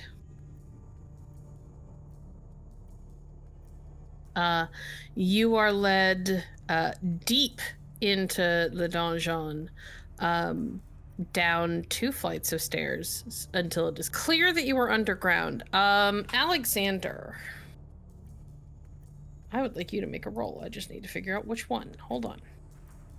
Well, while you're figuring that out, I need to do a test. Yeah? I'm gonna say to Viviana in Vodace, do you suppose that this young man with his ugly mustache speaks Vodace? And I'm going to say it loud enough that he can hear. So I'm gauging his reaction. I would like you to make me a panache and oratory roll, please. You bet. No set DC. This is to see what he has to check against. You can use drama dice if you decide that you don't like your first roll. I think a 26 is fine. That's very good. Okay. He does not seem to react. Could we hear? Did we hear you say that? Beyond Viviana? I mean, you said it loudly, just in the hopes that the guard would hear. So I would assume so. Anybody who speaks Vodachan would understand. Lucia will first of all snort because she's a child, and follow it up with in Vodachan. Perhaps if he did, he could ask Viviana to spend the night in Vodachan back. Well, you're not getting more rolls. He did the one, and he passed. No reaction. Alexander. Yes. Roll me wits and I believe it is natural philosophy. That'd be physics things, yeah. Actually, no, wits and history. Make me wits and history. Okay. DC 20. I'll take a raise. Okay. Okay. That's a 30. You realize when you hit the second staircase that not all, but some of the stonework changes from what you saw above, and you realize that at least this part of the donjon is integrated or built from and off of a part of La Petite Charousse. He leads you deeper into the dungeon on this like second subfloor, into a what you begin to suspect is a corner that is either typically used when you want to put someone down here that you don't want everyone to know is here, or you put someone down here because you want to forget about them, or perhaps both. It is so far away from any other inmates that you guys, they're inmates for a good chunk of it, and then you get to a certain point on that like second subfloor, and every cell you pass is empty. And eventually, you get to a room that you realize isn't a cell, or you get to a stretch where you realize that you're not looking at cells, you're looking at rooms with heavy doors. And he leads you down to the very last one and unlocks it and steps aside. This is the cell we were told to take. I was told to show you. Merci, monsieur. I wonder if you would be so good. This is really no place for a lady, would you mind keeping our lady company while we investigate this space? I cannot leave you here alone. Oh, no. Just if you would stay with her, just to ensure her safety and her calm. Yes, of You will, course. you will see us clearly through the door, I am sure. Viviana does put on the facade of looking a tad distressed at being in a dungeon. He kind of looks over at you and gives a little half smile, and nods, steps out of the way so that people can enter the room. Viviana will sidle up to the guard. He immediately looks a little distracted. And you guys, the rest of you, step through the door, I assume. Does anyone not go inside? It takes Lucia a second. This is not a very big space. It's maybe a 10 by 10. Hard to get like exact measurements, but it doesn't seem very big. Like there's barely enough space. There would barely be enough space for Lucia to like lay on the floor and stretch her arms up above her head without touching the walls. Heinrich definitely couldn't do it. I'll give Heinrich a look. It's like you or me, not both. It will be a bit crowded, won't it? I'll go first, and you can we can trade places. Oh wait. There are rushes on the floor. There is no window, obviously. It is rough stonework for the walls. And the door is like that. It's a very, very heavy wood with... there is a square hole at the top that has little bars, clearly to make it so that somebody can't reach through. And then there is a long, thin slot at the bottom that has like a metal flap that secures down over it.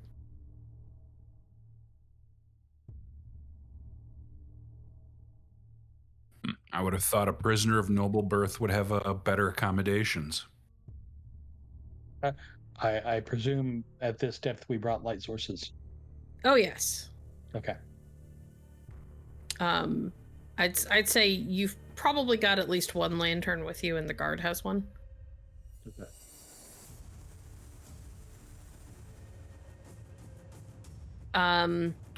The room has a cot, and there is a small, like, dinky kind of shoddy table and chair in the corner. How does the guard react to what Heinrich said? What did Heinrich say? I'm sorry. That I would think a noble prisoner would rate better accommodations. No, he doesn't say anything.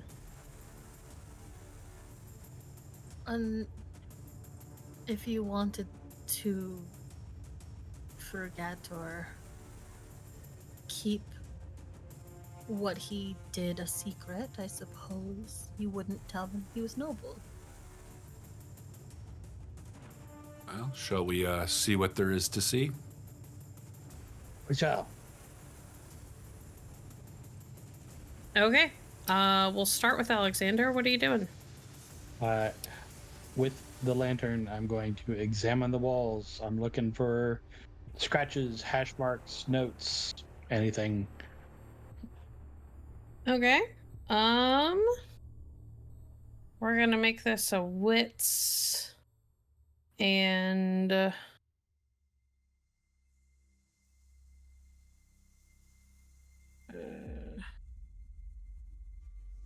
we'll make this just a wits roll, but you can add your keen senses. Okay. A DC 20 will get you something. Raises might get you more. All right. I'll take one raise. So we're going for 24. And of course, you roll a 33 without breaking a sweat. Roll that 10 again. 38, never mind. I don't know why I bother asking Alexander to roll anything. Okay. Heinrich, what are you doing? First of all, he's going to say to the doctor, I had a thought since we were in the sewers. Perhaps there may be some sort of hidden door, a tunnel connecting the cell to the sewers. It wouldn't be the only prison with a secret way out. And then he's going to, I guess, search through the stuff on the floor to see if maybe there's something buried under the rushes. Okay. Make me a wits and... You're the weird person who actually has a perception skill. Yeah. Like one of the few skills I have. Wits and perception, please. Target number 20 to find something. Raises might get you more. Yeah, I'm not going to take a raise. Okay. 40, 10, K2. Would you like to spend it or on my die? I'm sitting on a bunch of them. Why not? It's probably going to need 2, but... That's a 16. This hits 3. I'm going to be annoyed. There we go. All right. Starting with Alexander.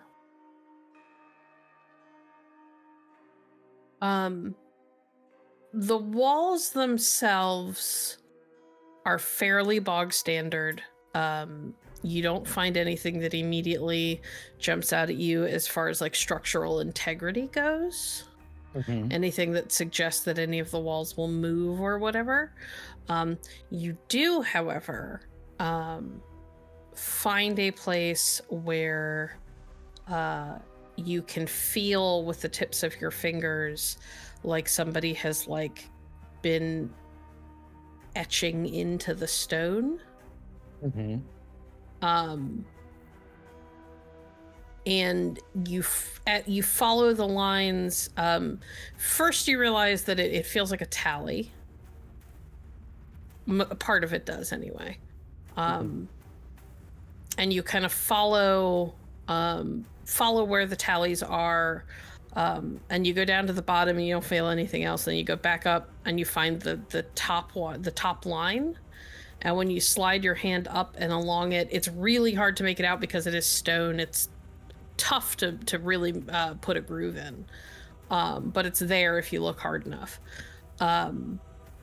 You realize that you are passing your fingers over what feels like the cross, or at least the beginnings of somebody etching the cross from the Knights of the Rose and Crosses symbol.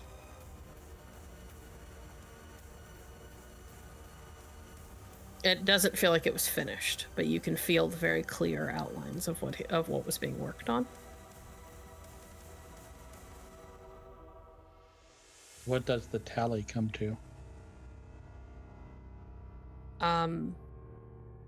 Months.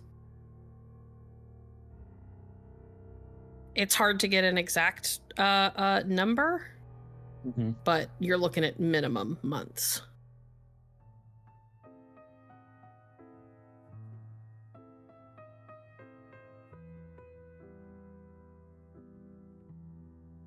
Okay. Heinrich. Sorry, I'd like to add one thing, which is in addition to general searching, there is one specific thing that I want to either find or rule out that I don't find, which is I've seen Raul use Porte sorcery, and it produced, when he made his portal, it produced blood. So I'm specifically looking, in addition to like general searching, any evidence of like that blood fell onto the floor. Okay. Heinrich, you begin to look through the rushes. You are kind of sweeping them back from stone. You're looking at, you're occasionally picking up like a fistful of the straw to get a better look at it, looking for discoloration of some sort. You don't find any evidence of blood. What you do find, however, is one of the stones weirdly kind of half, like almost in the dead center of the room. Not quite. It's a little bit closer to where the cot is, but only just. One of the stones feels a little bit loose, and you suspect others might not have noticed. You noticed because your foot hit it, and you're such a big guy that you move it just a little. Okay, he's gonna pull out his knife and try and pry the stone up. Okay. It takes a couple of minutes before you realize that the knife is helpful, but not really necessary. What it takes is like ample leverage on the right corner to get the other side to pop up, and then you can kind of wiggle the tip of your knife or fingers under it, and you manage to pry it up, and there is what looks like an empty space underneath of it. So nothing in the space. Nothing at the moment. No. It looks like something may have been there, though. There's like, what do you call it? Like the mortar that is usually under and around stones, because like, so you could tell that the next layer down is more stone, right? But when you kind of slide your fingers along the mortar, you could tell that somebody like chipped out spaces in the mortar for things to sit in there, so that that stone can still sit flush with it. A hidden compartment with nothing hidden in it. At least, not anymore.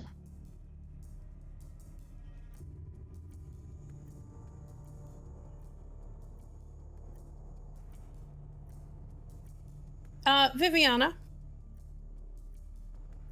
Yes. how hard are you trying to keep the guard from like watching them? Viviana, I think, has just sort of, she's very close to him, very close to his side, and she, I think, has been talking idly with him the entire time. Maybe asking him questions about, not like specific, like secret details about his position, but like how work has been for him and the Musketeers, trying to get him to like open up to her about how his day has been, that sort of thing. Okay, but how hard are you trying to distract him is what I'm asking. Pretty hard. Okay, then I'm gonna need a roll. I would like... Do you have a seduction skill? Is that a thing? Yes, I do. I have 3 ranks in seduction. All right, let's go panache and seduction. And yeah, you get to use your pretty dice. I don't know why I bother, but let's do it. Oh, cool. And dangerous beauty applies. It does. Okay, so that's 10d10, keep 5. Yep. Wait, you have 5 in panache? Not... no, dangerous beauty lets you keep Yeah, more. it rolls over. Yep, okay. What's my target number? You don't have one. This is to give him a target number. Okay.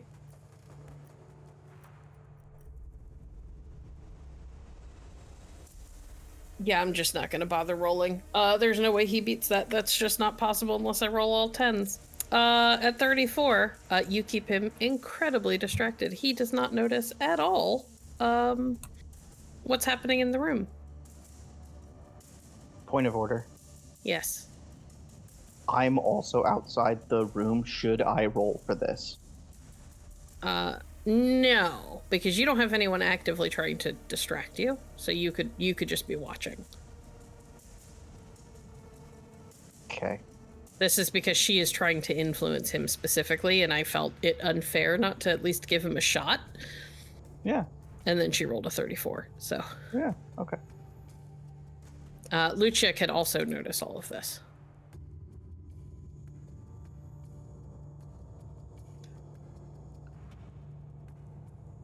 How distracted does he seem? Can I ask him questions? He seems very distracted. He is all eyes on Viviana right now. Good.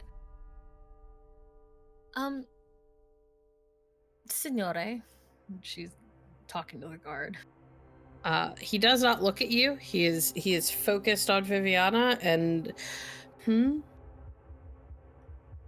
How often does the watch come down here?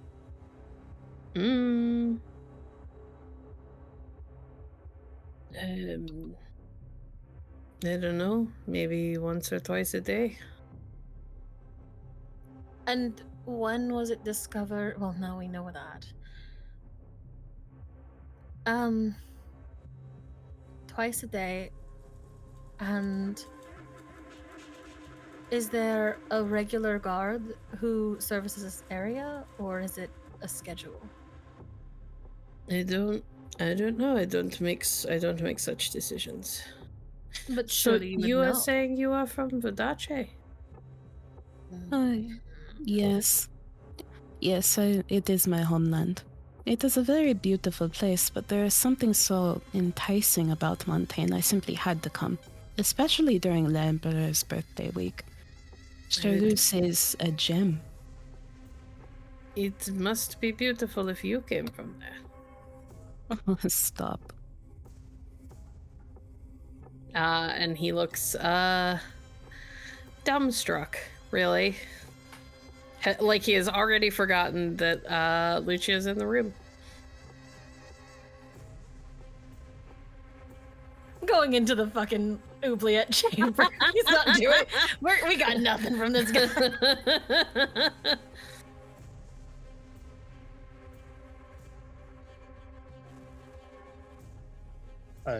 Alexander will step out. Okay. Lucia, you were in the room. Alexander has stepped out, and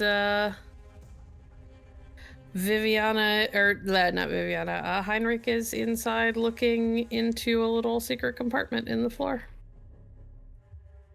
What do you have there? There was a hidden compartment underneath the floor, but unfortunately it was empty.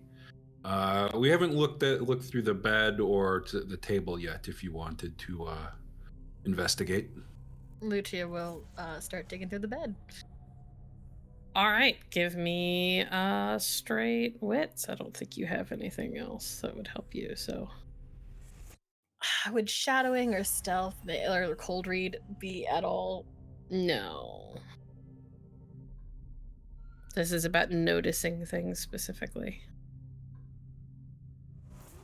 Fuck, I forgot to ask what my target number was. It was going to be 15 standard. I'm gonna use some drama dice.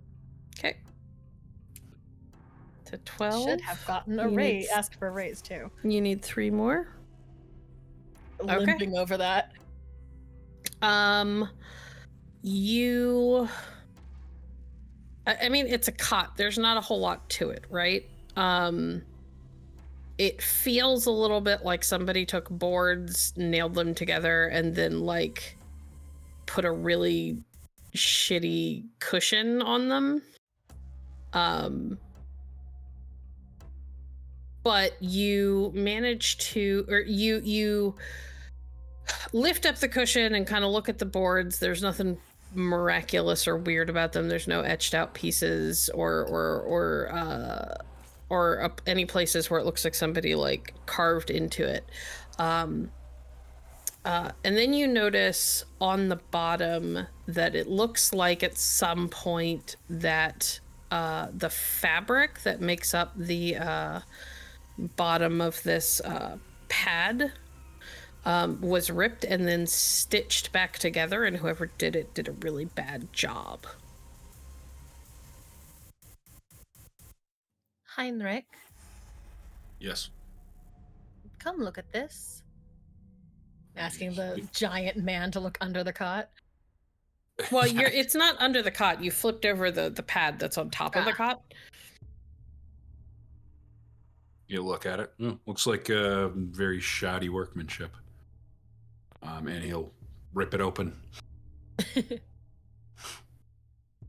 Heinrich kind of digs his fingertip into the stitches, and then pulls the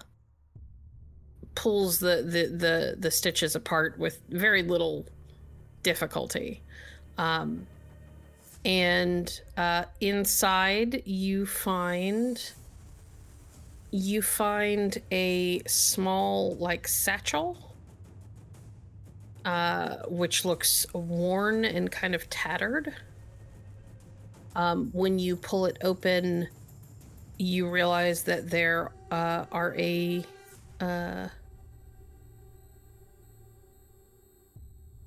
couple of red rose petals that are like old and mostly falling apart. Heinrich will hand the bag off to Lucia, and I'm gonna do something weird.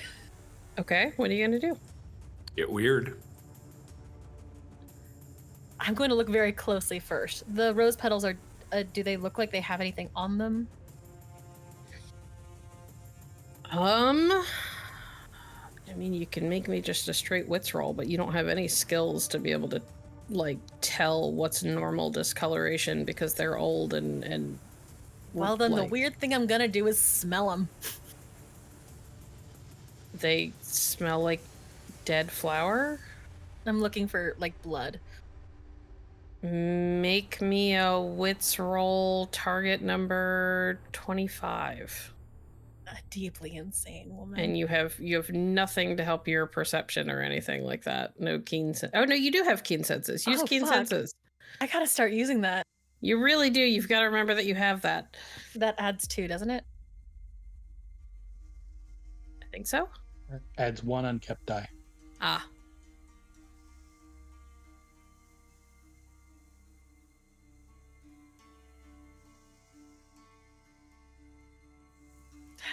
Damn. Number 25. 26. Yay. There is the faintest hint of copper among the smell of like rotting flour.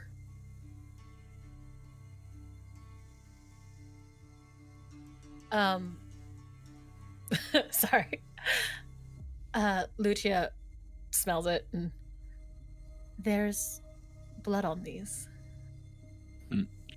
Heinrich kind of leans his head to the side to look and see if the guard is watching. Nope, utterly and completely distracted. In fact, you look over and realize that his eyes are just as often on the twins as they are on Viviana's face. Take those. Though with he's you. he's trying very hard to look her in the eye. Hide those and let's take them with us. Directly into the bodice. Okay. And then Heinrich will step out and make some room for Alonzo to go into the room. Alonzo, what would you like to do?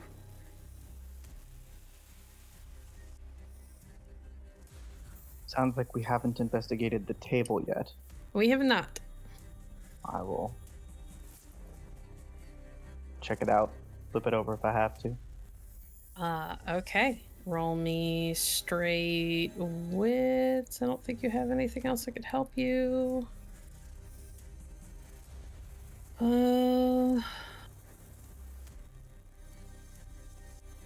Nope, just straight wits, target number 15. Raises might get you more.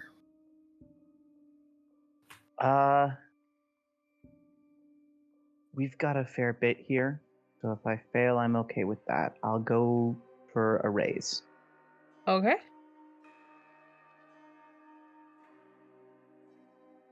20 and a 10. Oh, well, roll your 10 again. 22. Okay.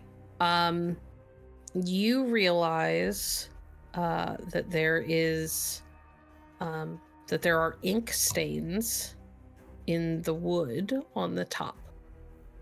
First and foremost.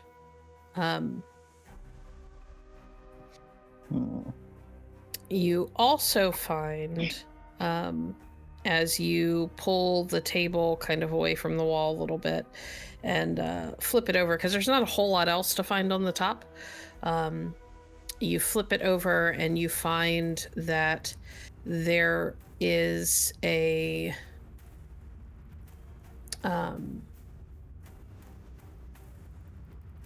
trying to think of the word. Sorry, guys. Like somebody has like removed a nail at some point from it. And then pushed it back into the hole that it was taken from. And it's happened enough times that when you reach over to slide it out, it just comes out with ease. And the end of the nail is like blunt. Like it has been, the tip of it has been either shorn off or like rubbed down from repeated use. Again, or repeatedly being pressed into something. Do I think this is how he got that stone loose? Possibly. It's hard to tell. Okay. Turning the table back over and sort of tracing those ink marks, can I pick out any letters? No, they're just splotches. They do, however, frequently seem to have like a hard line that cuts through them, like maybe it was where the edge of a paper was. Mm-hmm. Like so what you're seeing is like letters in the dark. Yeah, possibly. Do we know when he was placed in the dungeon? Months ago. And do we know and when was the last letter Lucia received from him? Oh goodness.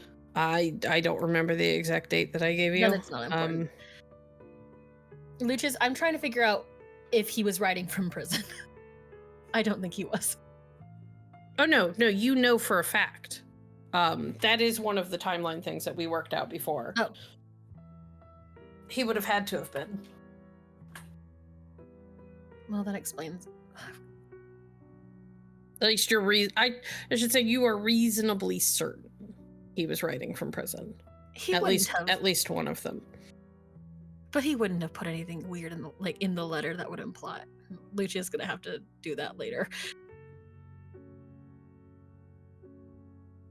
All right, so he was writing, just keeping something. We know he wrote from prison. Indeed. What we don't know is when he got out. Well, we know when the last letter was written. Do you think he would have continued to write letters in hiding? I doubt it. I think we are done here, though.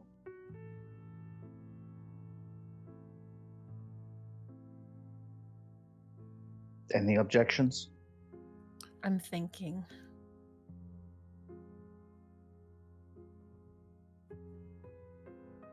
I would have probably left the folio at the... Well, how weird is Lucia? I'm like, would I have taken the folio with me? I don't know. It's up to you, babe. She does that. It is weird. You want to see if one of the letters matches these ink marks? A little bit, yeah. Or rather, just to see if the last letters look like they...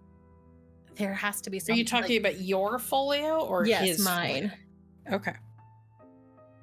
I actually know I have the last one with me because it's the one that What's-Her-Bucket stole. And I had to get back. Mm-hmm. So yeah, I think Lucia's going to pull the last letter out.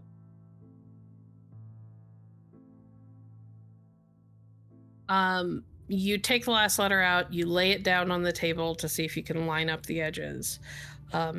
It does not match. It would have been too convenient.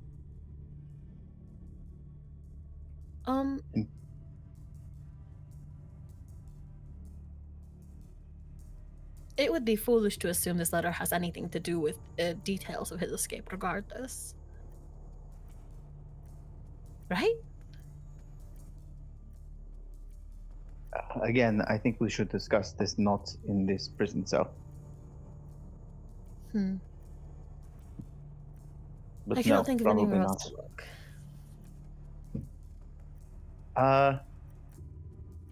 As we're leaving, I just lift the lantern up towards the top of the cell. No indication that he was standing on the table, but if he did, could he reach it? Yeah.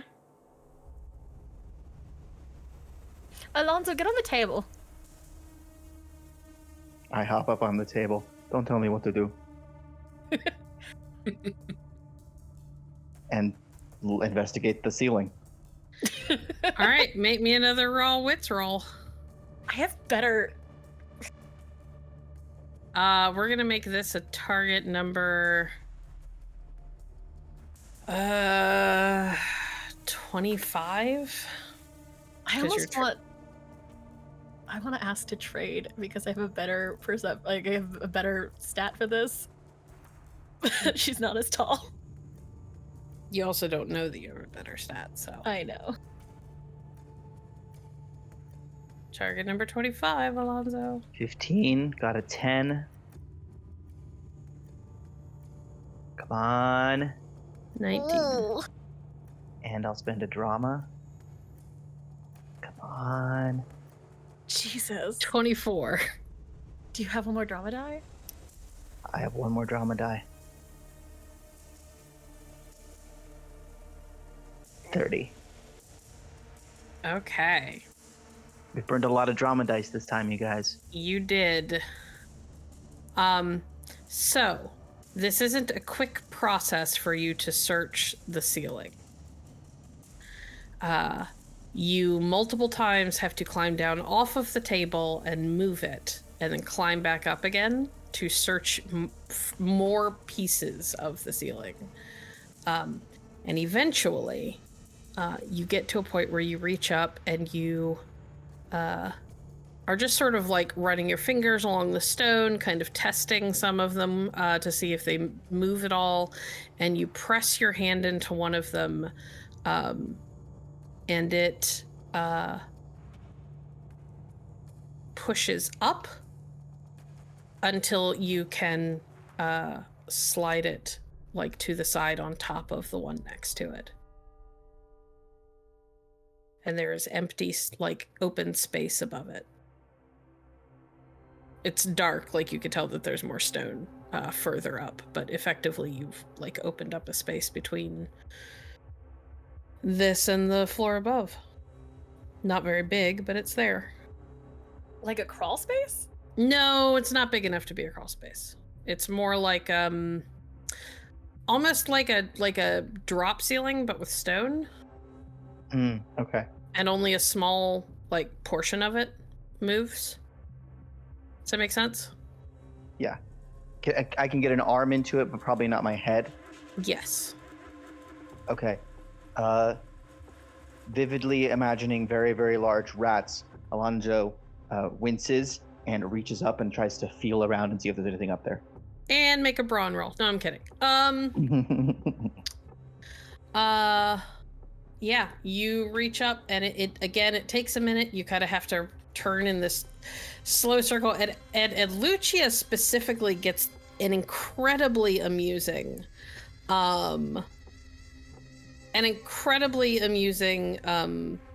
view of you up on your tiptoes and spinning in a slow circle.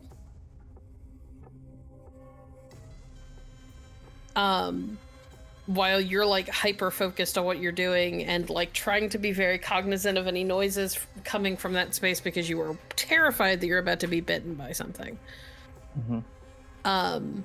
Don't get bitten. Not a word. Lucia, it looks a little bit like he's dancing.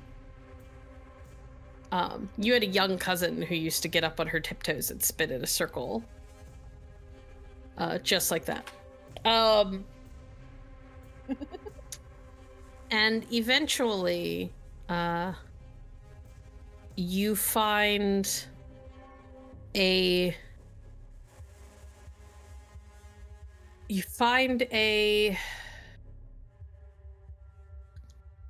your finger brushes over leather and then metal. And when you grab it and kind of pull whatever it is into the light where you could see it, you realize that you are holding onto a knife. A very, very well-made knife.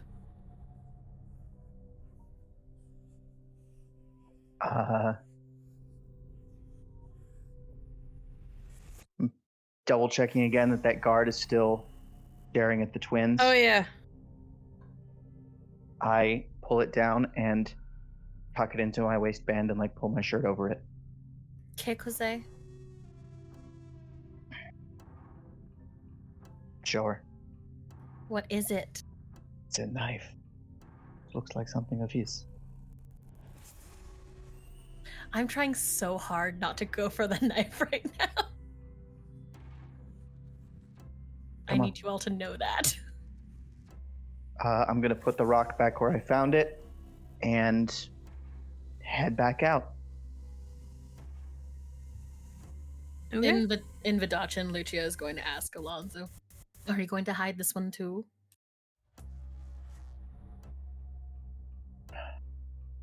I was going to keep it until we were out of the dungeon. Just making sure.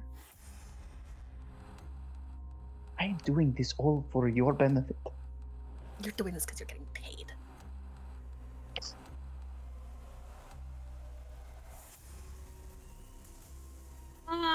Alonso. Yep. I'm gonna give you a dromedary. I want to hear a monologue. Given your drive to do good and to serve people who need you and to come to the aid of those who require it, and that you just had that sense of honor kind of actively impugned. Yeah. Oh. That I am getting paid. Oh, this would be easy if I were getting paid. I could get paid much more or much less. Anywhere in Sharus. There is a stall of which I could just go back.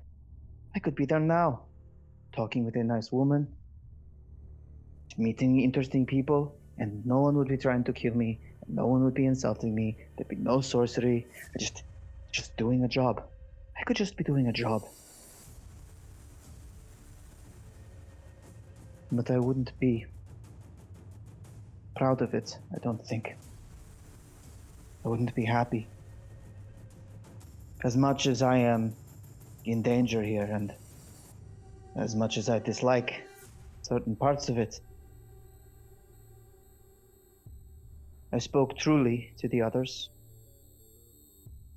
It is the work of heroes and champions to stand before the dangerous forces of this world and say, no, you shall not come past me.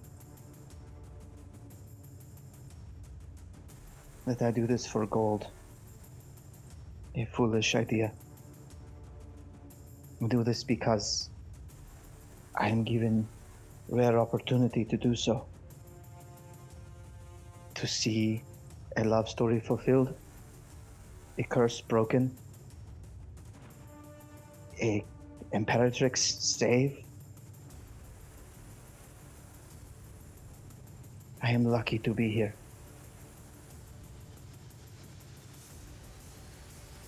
I am lucky to be here.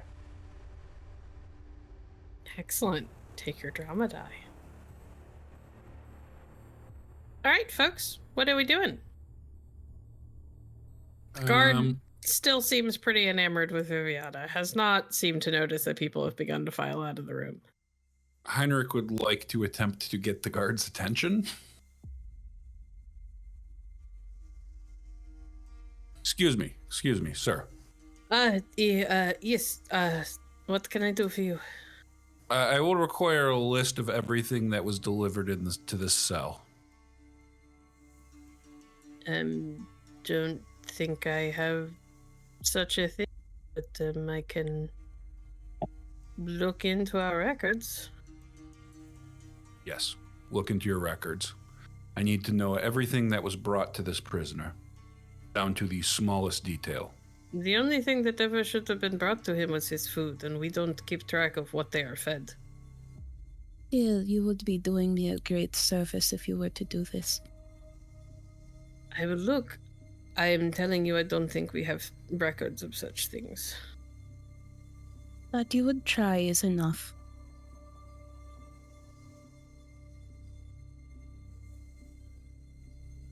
And he will kind of give a little shrug and begin to lead you all away from the cell after locking it back up again. In Vodachin, we should not eliminate the possibility that that there are those within this guard who would keep such information, not simply out of fear of Le Grand Dame, but out of complicity in the young man's escape. Perhaps invoking Le Grand Dame's name would put pressure on those who are loyal to her, but it would also make Henri's allies potentially flee. Either one of which could be helpful. We have no way of telling who is an ally or not. Do they run or do they cow?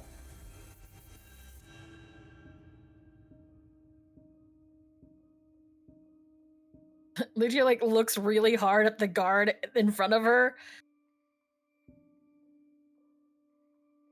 He is walking and he has Viviana on his arm, so he is not paying attention to any of you. Question about this guard. Can I? Is he a hero, villain, or scoundrel by chance? He does not rank as any of those things. I figured, but I He's might as just well a ask. dude. Pleb. He's just a guy trying to do a job. Fair enough.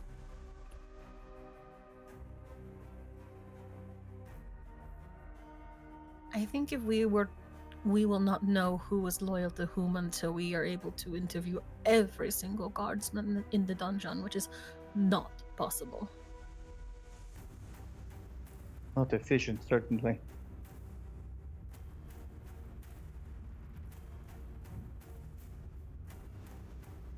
Okay. He leads you.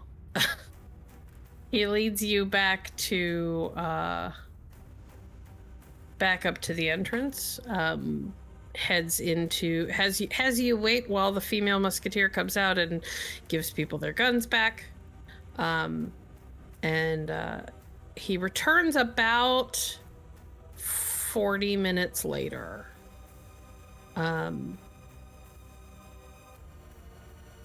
And just sort of shakes his head. I'm sorry. He was here in a manner that meant that they were keeping as little, as few records as possible. And when a prisoner is admitted to these cells, are they allowed to bring any personal effects with them at all? No. Do they keep their clothing, or are they given a uniform? They are given a uniform. Do you still have his clothing? No. Why not? He kind of shrugs again. We don't have much in the way of records for this particular prisoner. Heinrich is deeply, deeply disappointed in their lackluster and disorganized record keeping. Out of character, just as a reminder, you guys were told the point was that people weren't supposed to know he was here. No, for They were sure. probably under pretty strict orders not to keep records. Yeah. Just still untidy. It's just such an Ison response. I don't care if there were orders not to keep records. If you want good bookkeeping, come to Castillo. Now the Ison do it better. Exactly. Echo, I do not think there is anything else here.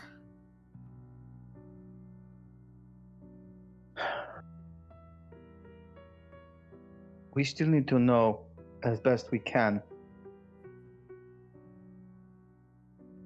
when he disappeared. Which, records or no, one of these people knows. Probably several.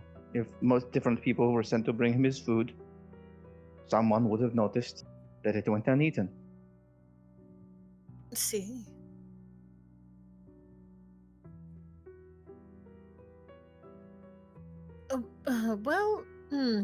This is going to get odd, because he would not. It was not discovered he was gone, at least by the Grand Dame and by extension the Musketeers, until we brought it to our attention. And the last letter we have is from about a month ago. So we have a window of time. Above table, real quick. We know that the people here in the guards knew he was gone before the Grand Dame found out. Yes, you know Yes. that some of them know. Oh. But apparently they were all too terrified to tell her. Mm-hmm. And so far, nobody has stepped up to say, who knew? Hey, Viviana. Yes. Do you want to We find should- out who knows?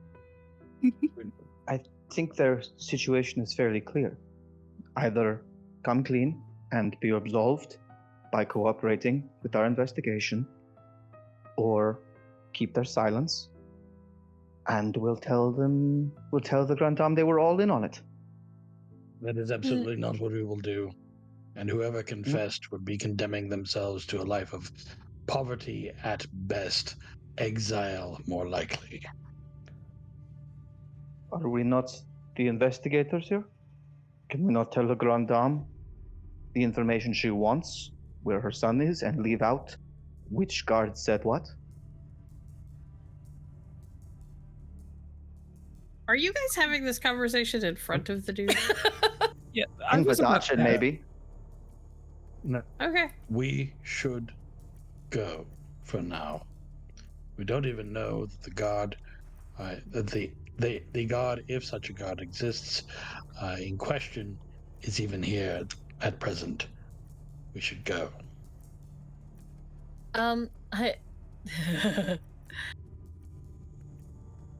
Lucia is going to say this to Viviana, who she knows is a native Vadachin speaker. Is there like a Vadachin equivalent to like Pig Latin? No. Because I kind of want to just like give her say something in a silly fake like language. I mean, you could try making some sort of like make references to talk around it, but you're still leaving it open for people to like try and puzzle it out. We'll just wait till they leave. Or to work out of earshot.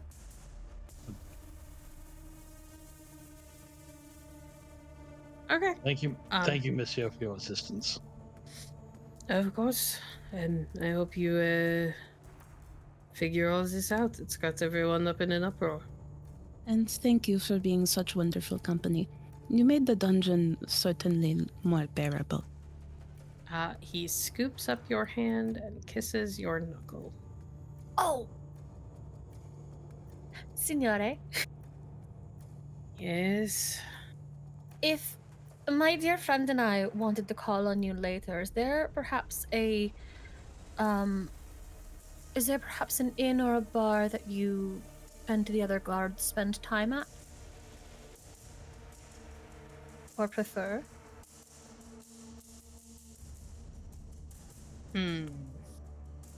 And she tries really hard to kind of look like Viviana.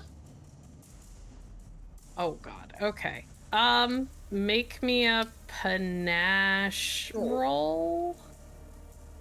I'm looking to see if you've got anything for seduction or... I have above average beauty. You do have above average beauty. I'm looking at your skills currently. And Viviana's right there. I would argue that she should get a free raise for mentioning Viviana going as well. Give me a fucking break, guys. Let's go. Let's go panache and sincerity.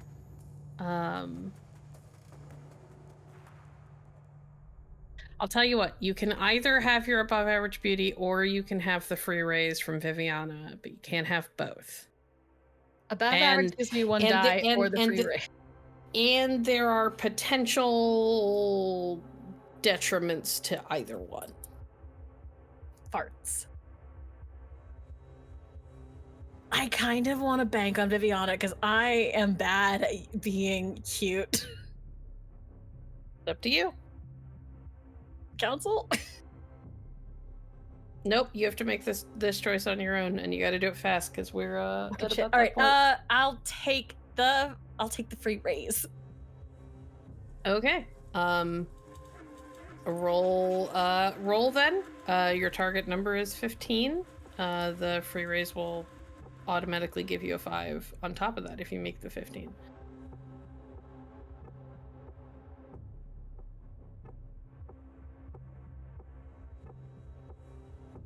Well done. That makes that a 24. 30. 30. He pauses for a moment and he looks between you and between Viviana and then back to you.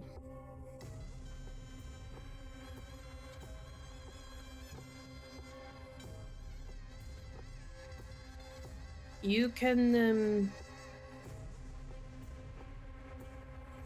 meet me at the...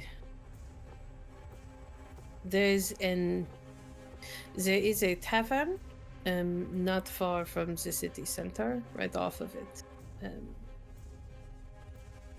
You can meet me there if you would like to see me again. And what is it called? Out of character. Sorry, you can just... I purposefully didn't give a fucking name because I don't have it off the top of my head. I have to go look for all of my tavern names. Hold on. I can fill it in later, it's fine. The Golden Crown. The Musket's Rest.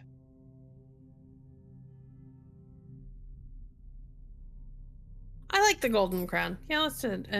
It's called the Golden Crown. Ah, merci. Perhaps we will see you there. And I kind of elbow Viviana.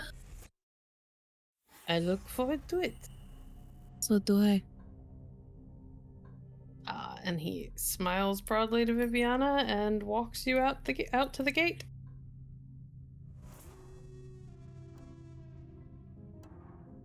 And you all are allowed to leave.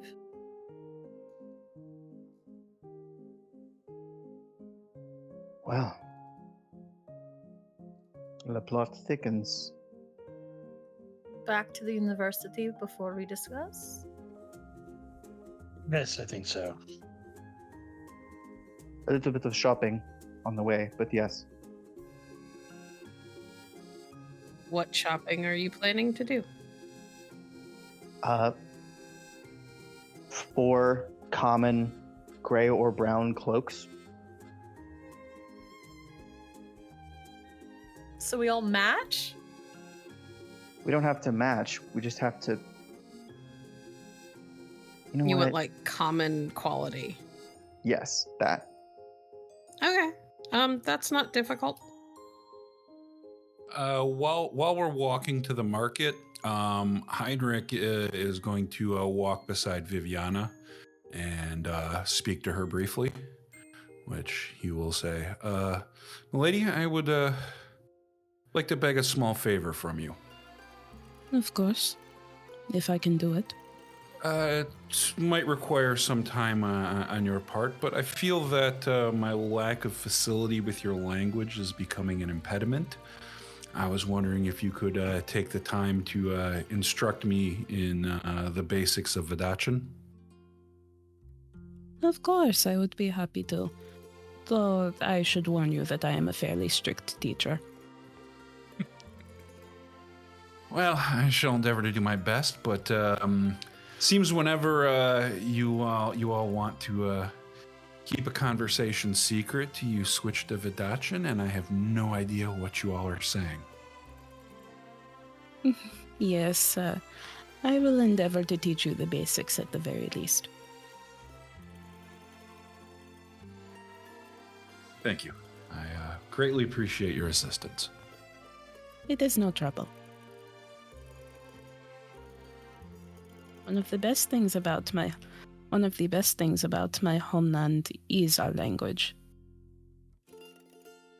It is a beautiful language. It's a bit of a shame I never had the opportunity to learn it, seeing as how, my lands are directly north of your border. But alas, I spent very little time at home. Perhaps this will also provide the chance for me to finally get to know the man beyond the armor.